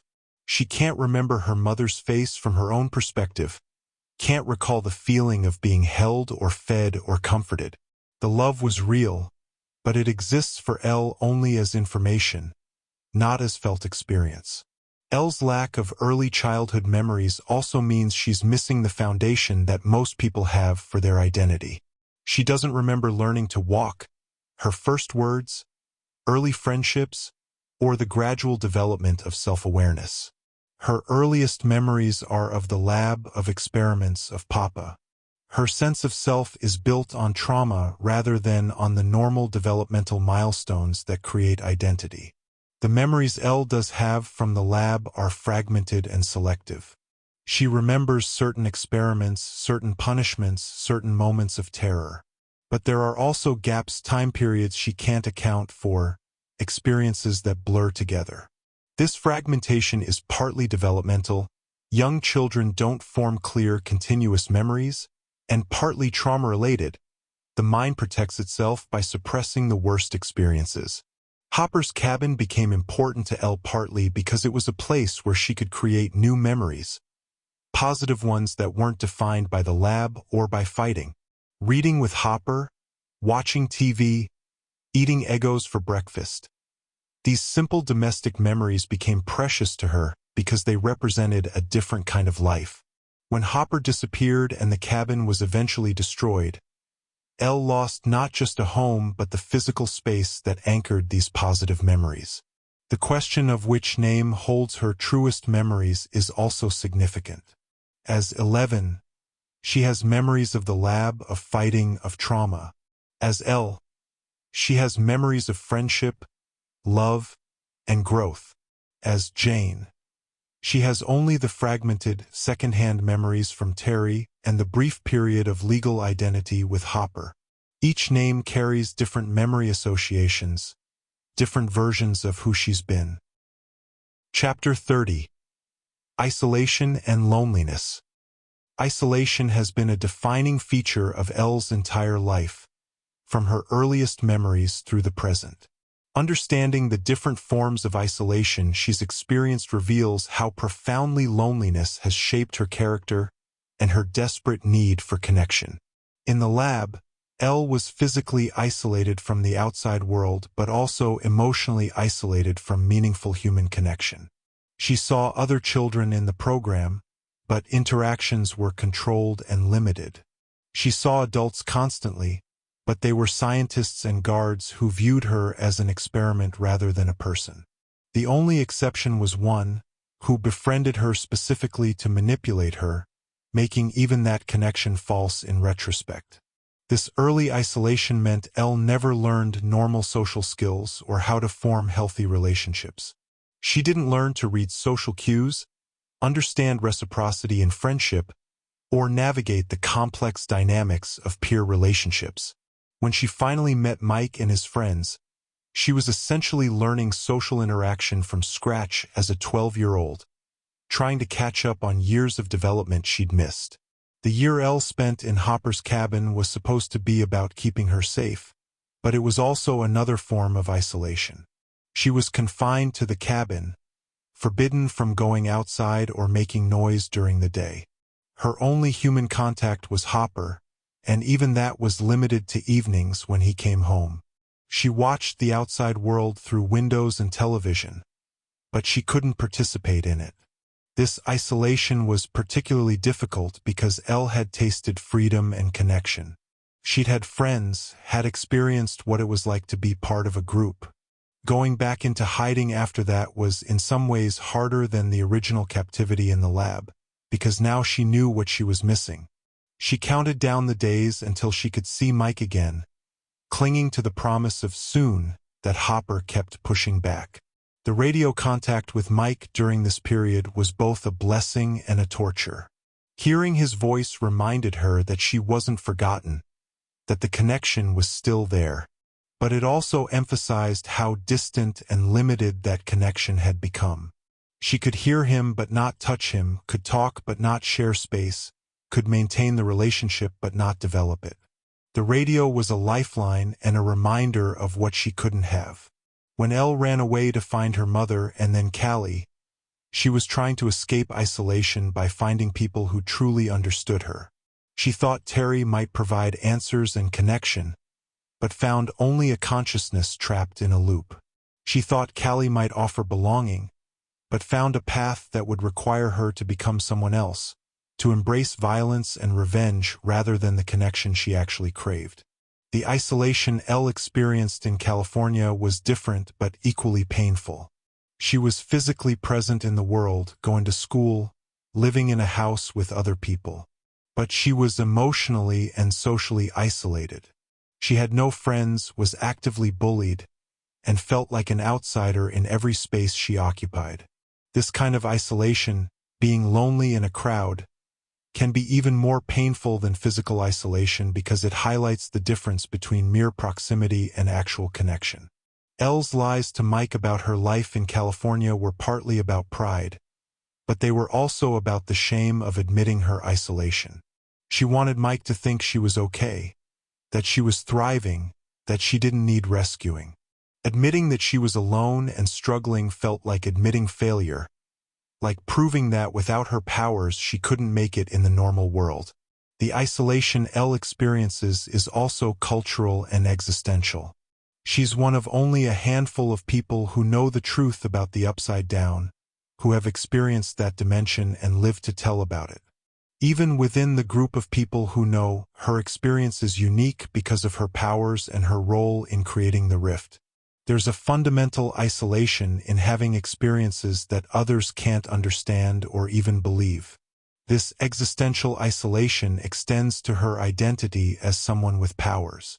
Even when surrounded by people who love her, Elle is fundamentally different. She can do things they can't, experiences reality in ways they don't, carries burdens they can't fully comprehend.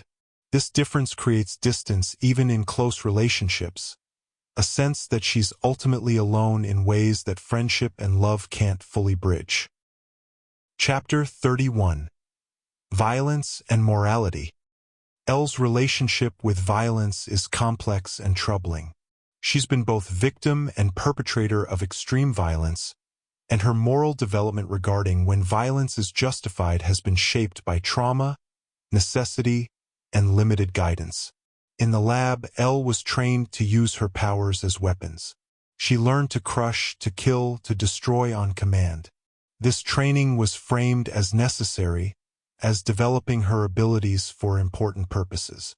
But it was really about making her comfortable with using lethal force, about desensitizing her to violence so she wouldn't hesitate when ordered to kill. Elle's first kills after escaping the lab were in self-defense. Agents trying to recapture her, people actively threatening her and her friends. These weren't moral dilemmas in the moment. They were survival.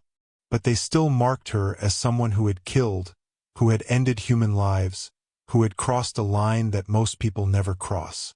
The casual way Elle sometimes uses lethal force is disturbing. When threatened, she can flip a van with people inside, crush throats, snap necks, all with apparent ease.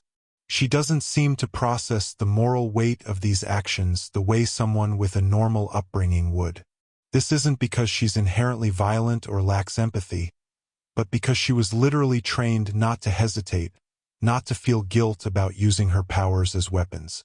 There's a distinction in how Elle uses violence against humans versus creatures from the upside down.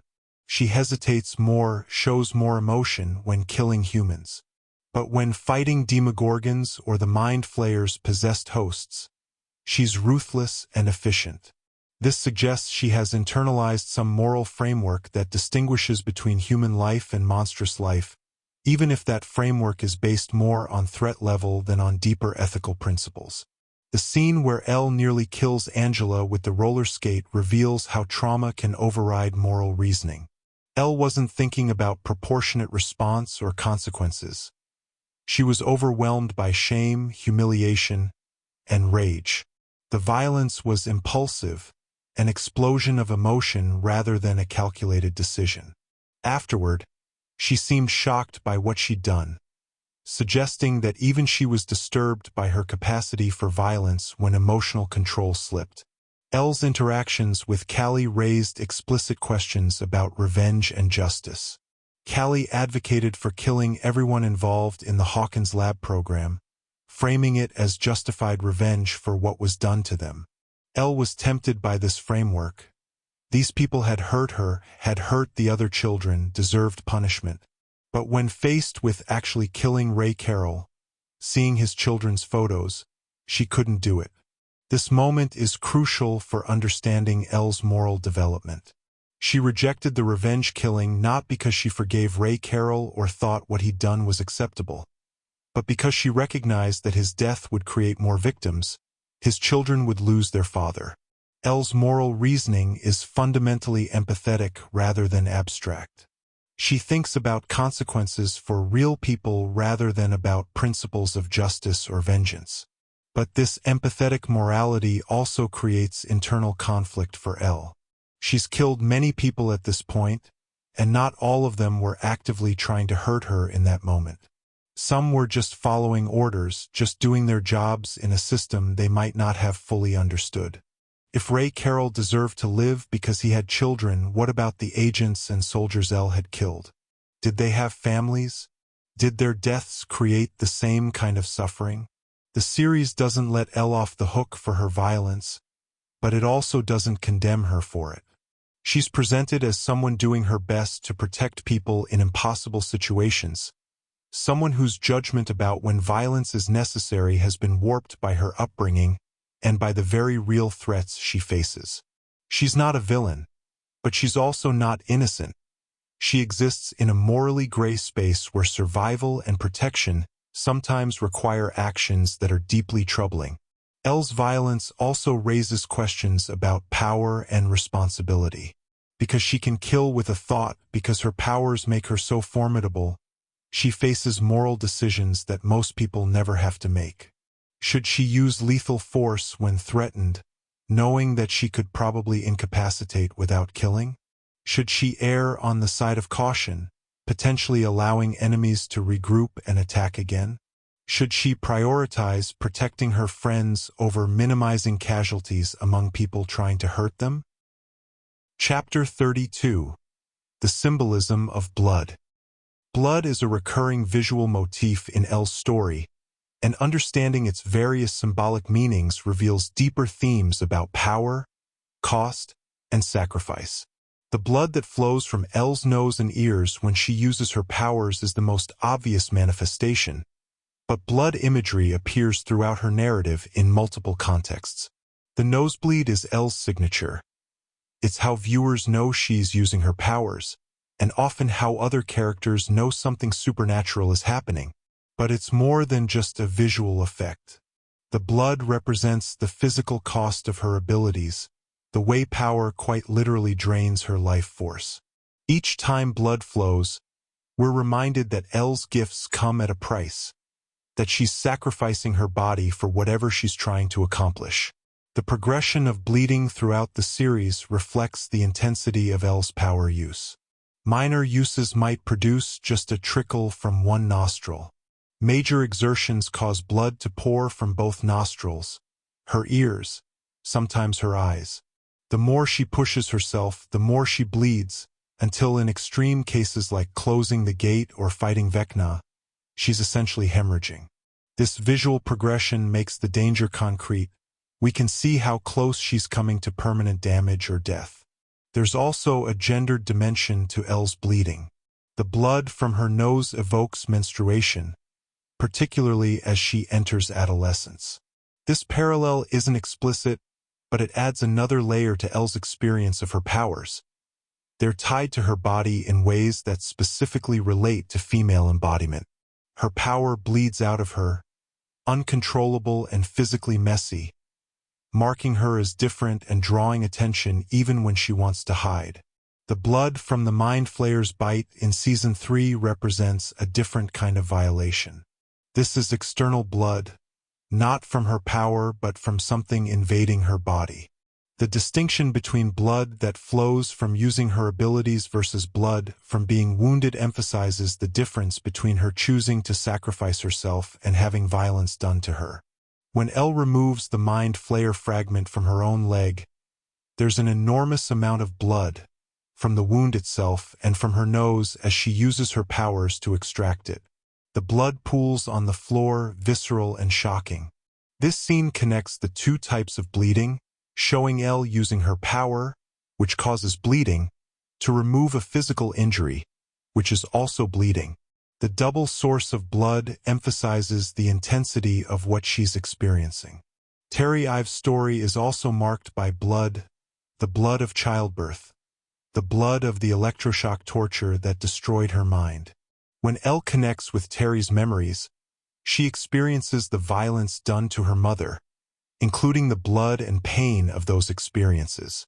Blood becomes a link between Elle and Terry, a physical manifestation of trauma passed from mother to daughter.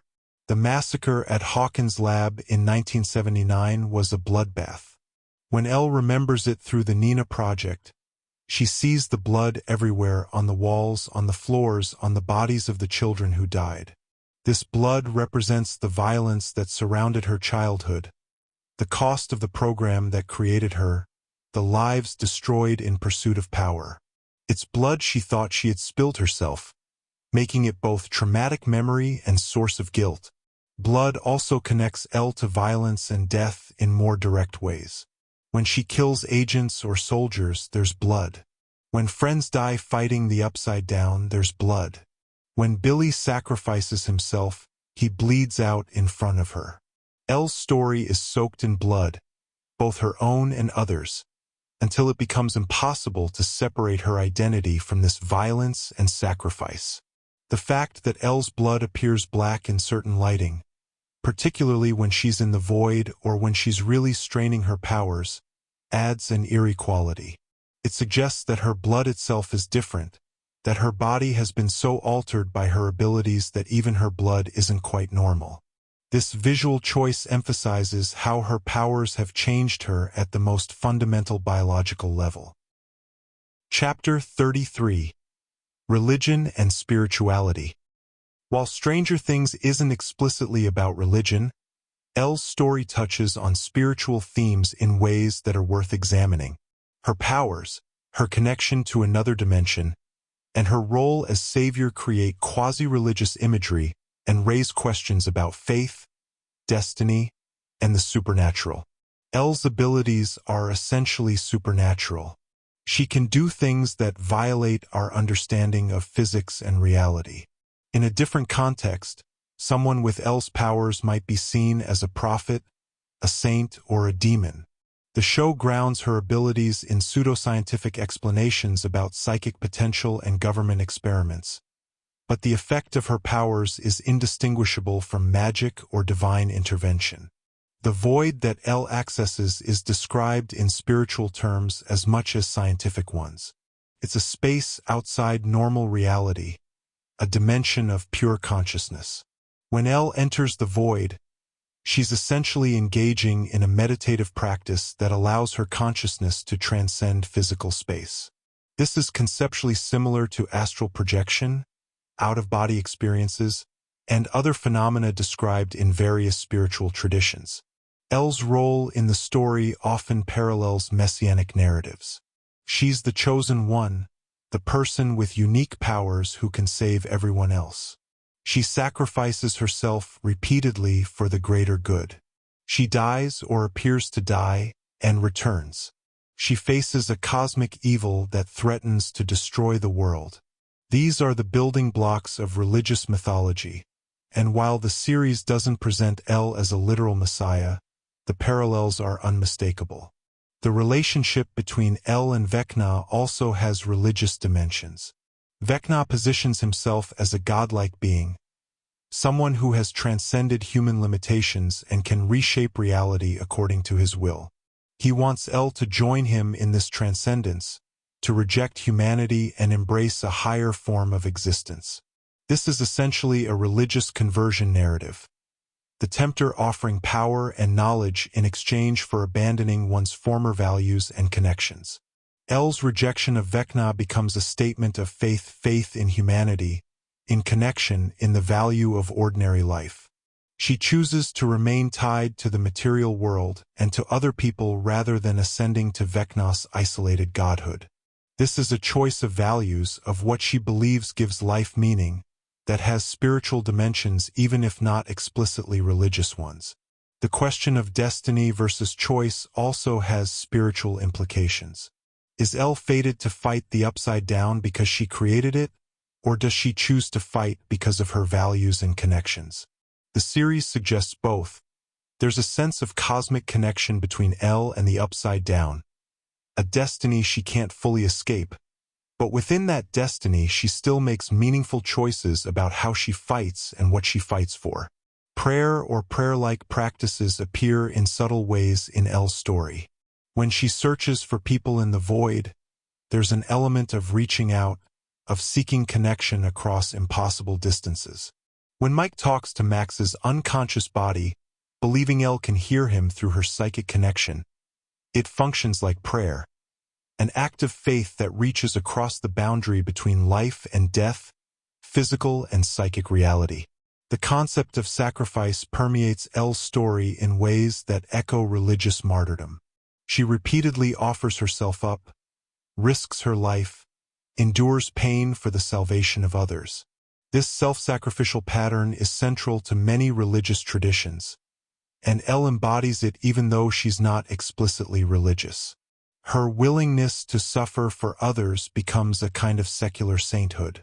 There's also the question of whether L's powers are a blessing or a curse. They give her the ability to help people, to fight evil, to do extraordinary things.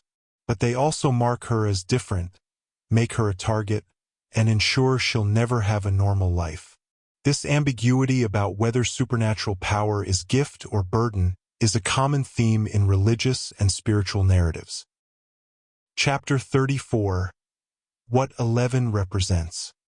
Beyond her individual story, 11 represents larger themes and ideas that resonate throughout Stranger Things and with audiences more broadly. Understanding what L symbolizes helps explain why her character has become so culturally significant and emotionally resonant. L represents stolen childhood and the impossibility of recovering what was taken. She's a character who never got to be a child, who was forced into adult responsibilities and dangers before she could develop normally. This resonates with anyone who's experienced childhood trauma, who had to grow up too fast, who lost innocence they can never get back. Elle's story validates that loss while also showing that it's possible to build something meaningful even from a foundation of trauma. She also represents power and its costs. Elle has extraordinary abilities, but they come with enormous personal sacrifice. This speaks to real-world dynamics where power, achievement, or success often requires giving up other things: health, relationships, normalcy. Elle embodies the question of whether great power is worth what you have to sacrifice to wield it, and whether having power means you're obligated to use it for others. Elle represents otherness and the struggle to belong. She's fundamentally different from everyone around her, marked by experiences and abilities that separate her from normal society. This resonates with anyone who's felt like an outsider, who doesn't quite fit, who has experiences or characteristics that make them different. Elle's journey toward finding acceptance and belonging despite her differences offers hope to those who feel isolated by their own otherness. She's also a representation of exploitation and liberation. Elle was created, controlled, and used by systems that saw her as a tool rather than a person. Her escape and resistance to being reclaimed represent the struggle of marginalized people to assert their humanity against institutions that want to categorize, control, and exploit them. Her refusal to go back to the lab, to be owned by anyone, is a powerful statement about autonomy and human dignity. Elle represents trauma and resilience, showing both the profound damage that abuse causes and the human capacity to survive and grow despite it. She's not magically healed by love or friendship. She carries her trauma throughout the series, manifesting in nightmares, hypervigilance, and difficulty trusting. But she also shows that trauma doesn't have to define everything, that it's possible to build a life and find meaning even while carrying enormous pain. She embodies the tension between nature and nurture. Elle was born with abilities, but how those abilities developed was shaped entirely by her environment. She could have become like one, using her power to dominate and destroy. Instead, she became someone who protects and connects, largely because of the relationships she formed after escaping.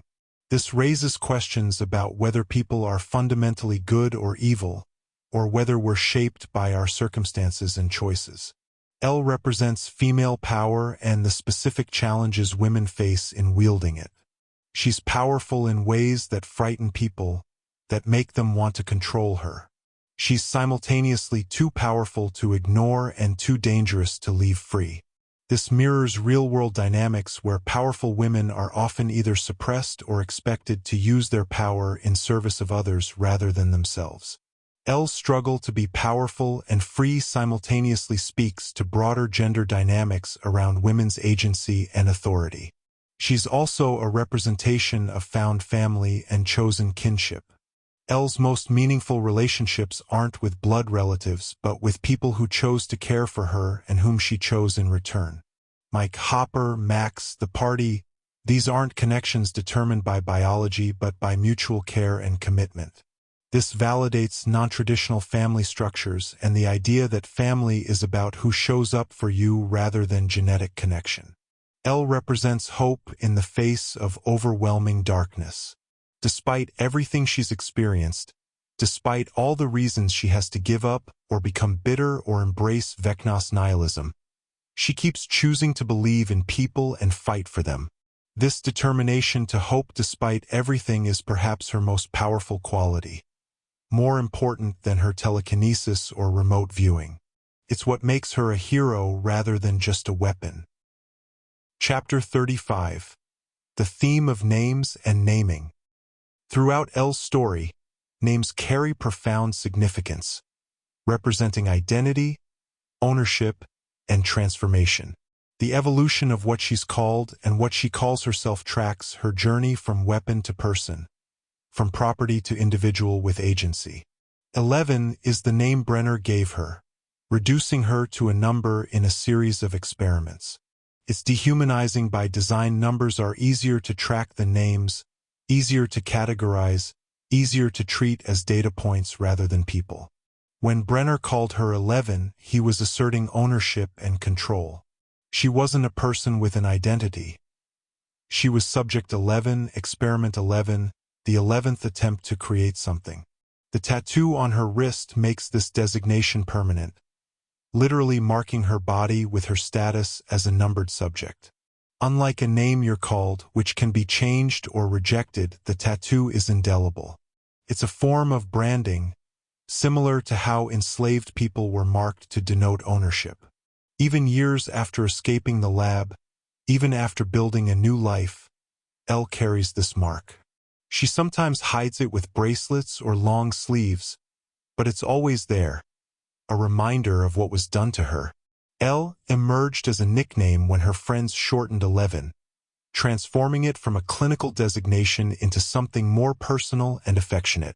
This two-letter name represents the beginning of her humanization, the first step toward being a person rather than a number. It's significant that Mike and the boys gave her this name.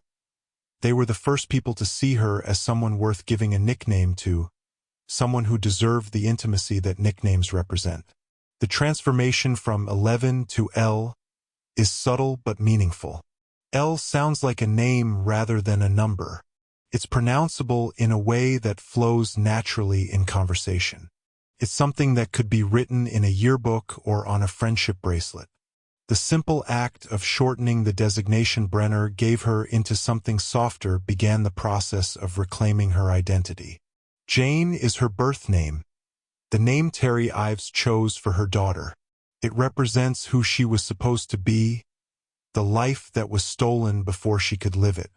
When Hopper told Elle her real name was Jane, he was giving her back something that had been taken, a connection to her mother, to her origin, to an identity that existed before the lab. But Jane is also the hardest name for Elle to connect with because she has no memories associated with it. No sense of being Jane beyond the abstract knowledge that it's legally her name.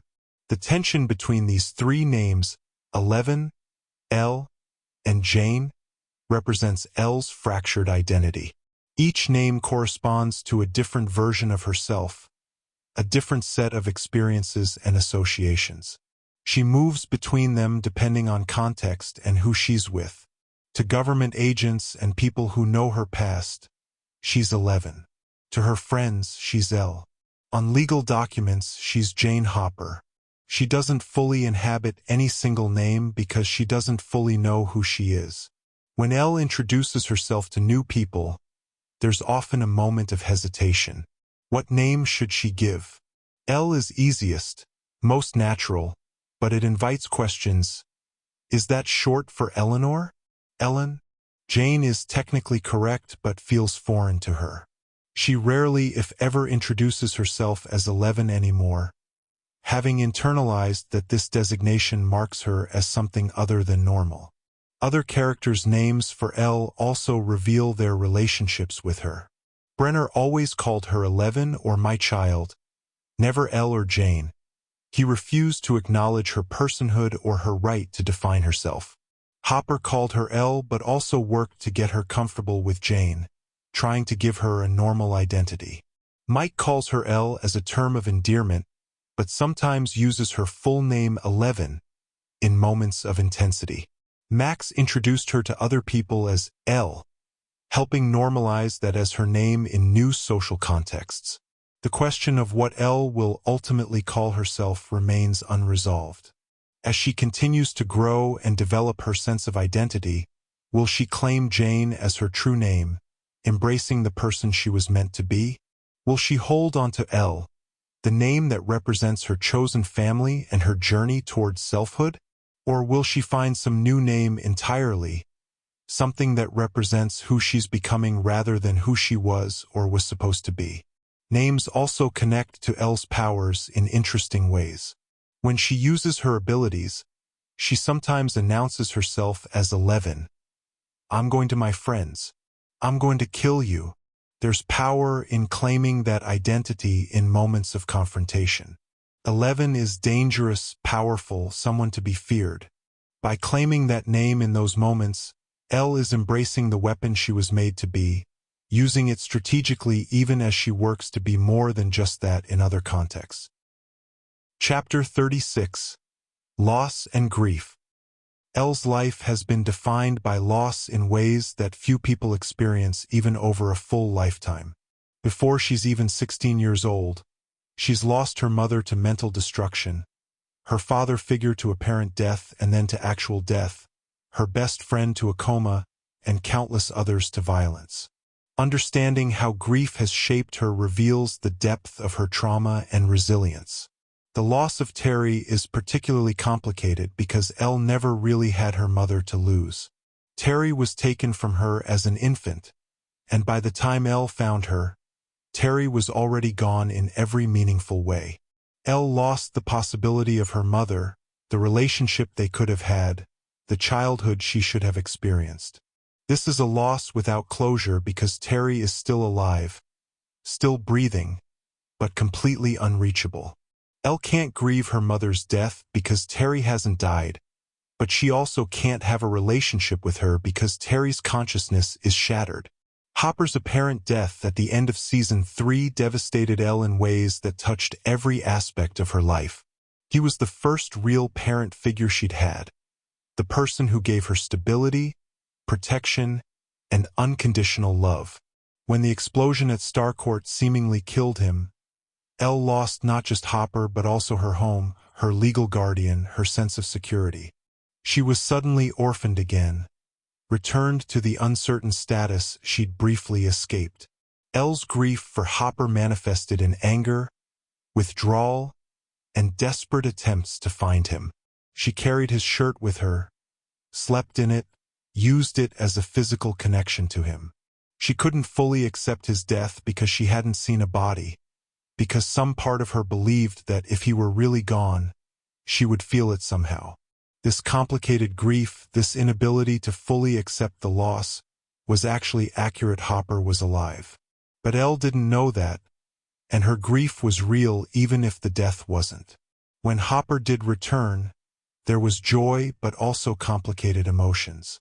He'd been gone for months during which Elle had been grieving him, learning to live without him, building a life that didn't include him. His return meant she had to readjust again, had to figure out how to reintegrate him into her life after having processed his death. This kind of interrupted grief creates its own trauma, its own complicated feelings. The massacre at Hawkins' lab in 1979, even though Elle didn't actually cause it, represents another profound loss. The other children in the program were the closest thing to peers Elle had during her childhood. She knew them, lived alongside them, shared experiences with them even if interactions were limited. When one killed them, Elle lost everyone who shared her early experiences, everyone who truly understood what it was like to be raised in that program. Billy Hargrove's death in front of Elle added another layer of trauma. She watched him sacrifice himself, saw him die trying to protect her and the others. Billy had been her enemy, possessed by the mind flayer and actively trying to kill her. But in his final moments, he broke free and chose heroism. Elle witnessed this transformation and death up close, adding another face to her collection of people who died because of the Upside Down. Max's current state represents an ongoing, unresolved loss. Max isn't dead, but she's not really alive either. Her body remains, kept functioning by machines, but her consciousness is gone, taken by Vecna. Elle searches for Max in the void constantly, desperately hoping to find some trace of her friend, but finds only emptiness. This liminal state of loss, not death but not life, may be even more difficult than if Max had simply died. There's no closure, no funeral, no final goodbye. Just endless waiting and hoping and searching. Each loss Elle experiences adds to the accumulated weight of grief she carries.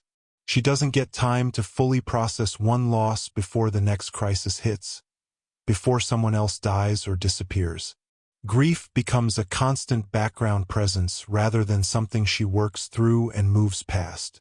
She's learned to function while grieving, to keep fighting while carrying enormous emotional pain, because stopping isn't an option.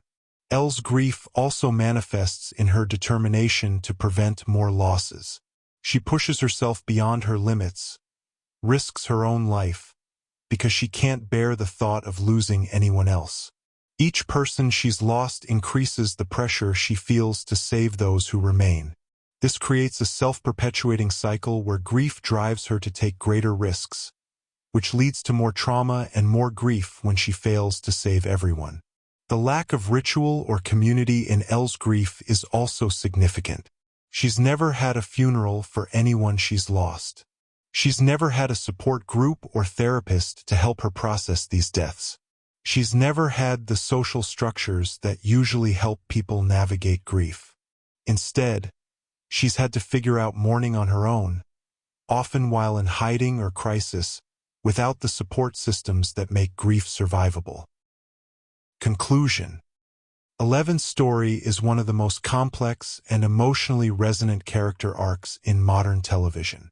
From her origins as a stolen child raised as a weapon to her ongoing struggle to define herself beyond her powers and trauma, Elle's journey touches on fundamental questions about identity, power, trauma, and what it means to be human. What makes Elle's character so compelling is that she's never just one thing. She's simultaneously powerful and vulnerable, dangerous and deeply in need of protection, isolated and desperately seeking connection. She's a hero who never asked to be one, a weapon trying to become a person, a girl trying to figure out who she is while fighting for the survival of everyone around her. Her relationship with her powers defines much of her story, but it's really about something deeper, the question of whether having abilities or experiences that set you apart means you lose the right to a normal life. Elle wants desperately to be ordinary, to just be a teenage girl with normal problems and normal relationships. But her past and her powers make that impossible, and she has to find a way to live in the tension between who she wishes she could be and who she actually is. The trauma Elle carries is central to understanding her character. She's not a hero who happens to have a tragic backstory. She's a deeply traumatized person trying to function while still in crisis. The series doesn't shy away from showing how that trauma manifests in nightmares, trust issues, violence, and difficulty connecting. But it also shows her resilience, her capacity to keep going, to keep choosing to protect and care for people even when it would be easier to shut down or run away. Elle's relationships are perhaps what save her from becoming what one became. Mike teaches her about romantic love and being valued for herself rather than her usefulness. Max teaches her about independence and female friendship. Hopper gives her paternal love and a sense of home. The party gives her belonging and purpose beyond just being a weapon. These connections ground her, remind her why human life matters, give her reasons to keep fighting beyond just defeating the upside down. The question of who 11 will ultimately become remains unresolved. Is she 11, the powerful psychic warrior? Is she Elle, the friend and girlfriend and found family member? Is she Jane, the daughter Terry Ives should have been able to raise? Or is she still in the process of becoming someone new, someone who integrates all these identities into a coherent whole? What we know is that Elle's story is about more than just fighting monsters. It's about reclaiming humanity after having it stolen, about choosing connection over isolation, about finding meaning and purpose in a life that began with captivity and trauma.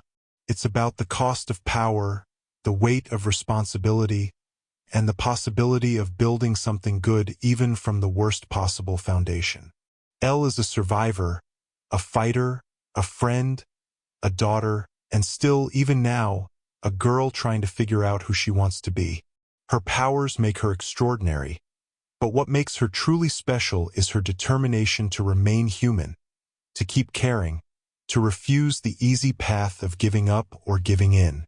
In a story filled with monsters and supernatural threats, 11's greatest triumph isn't defeating the Demogorgon or closing the gate or fighting Vecna. It's choosing, again and again, to believe in the value of human connection and to fight for a world where she and the people she loves can simply exist. That's the essence of 11's character. Not the powers, not the trauma, not the heroism, but the simple, stubborn determination to keep going, to keep hoping, to keep believing that despite everything she's experienced and everything she's lost, there's still something worth fighting for. And that's what makes her story so powerful and so enduring. Thanks for watching this deep dive into Eleven's character and lore. If you enjoyed this analysis, hit that like button and subscribe for more Stranger Things content. Drop a comment below with your thoughts on Eleven's journey or which character you'd like to see analyzed next. Until next time, friends don't lie.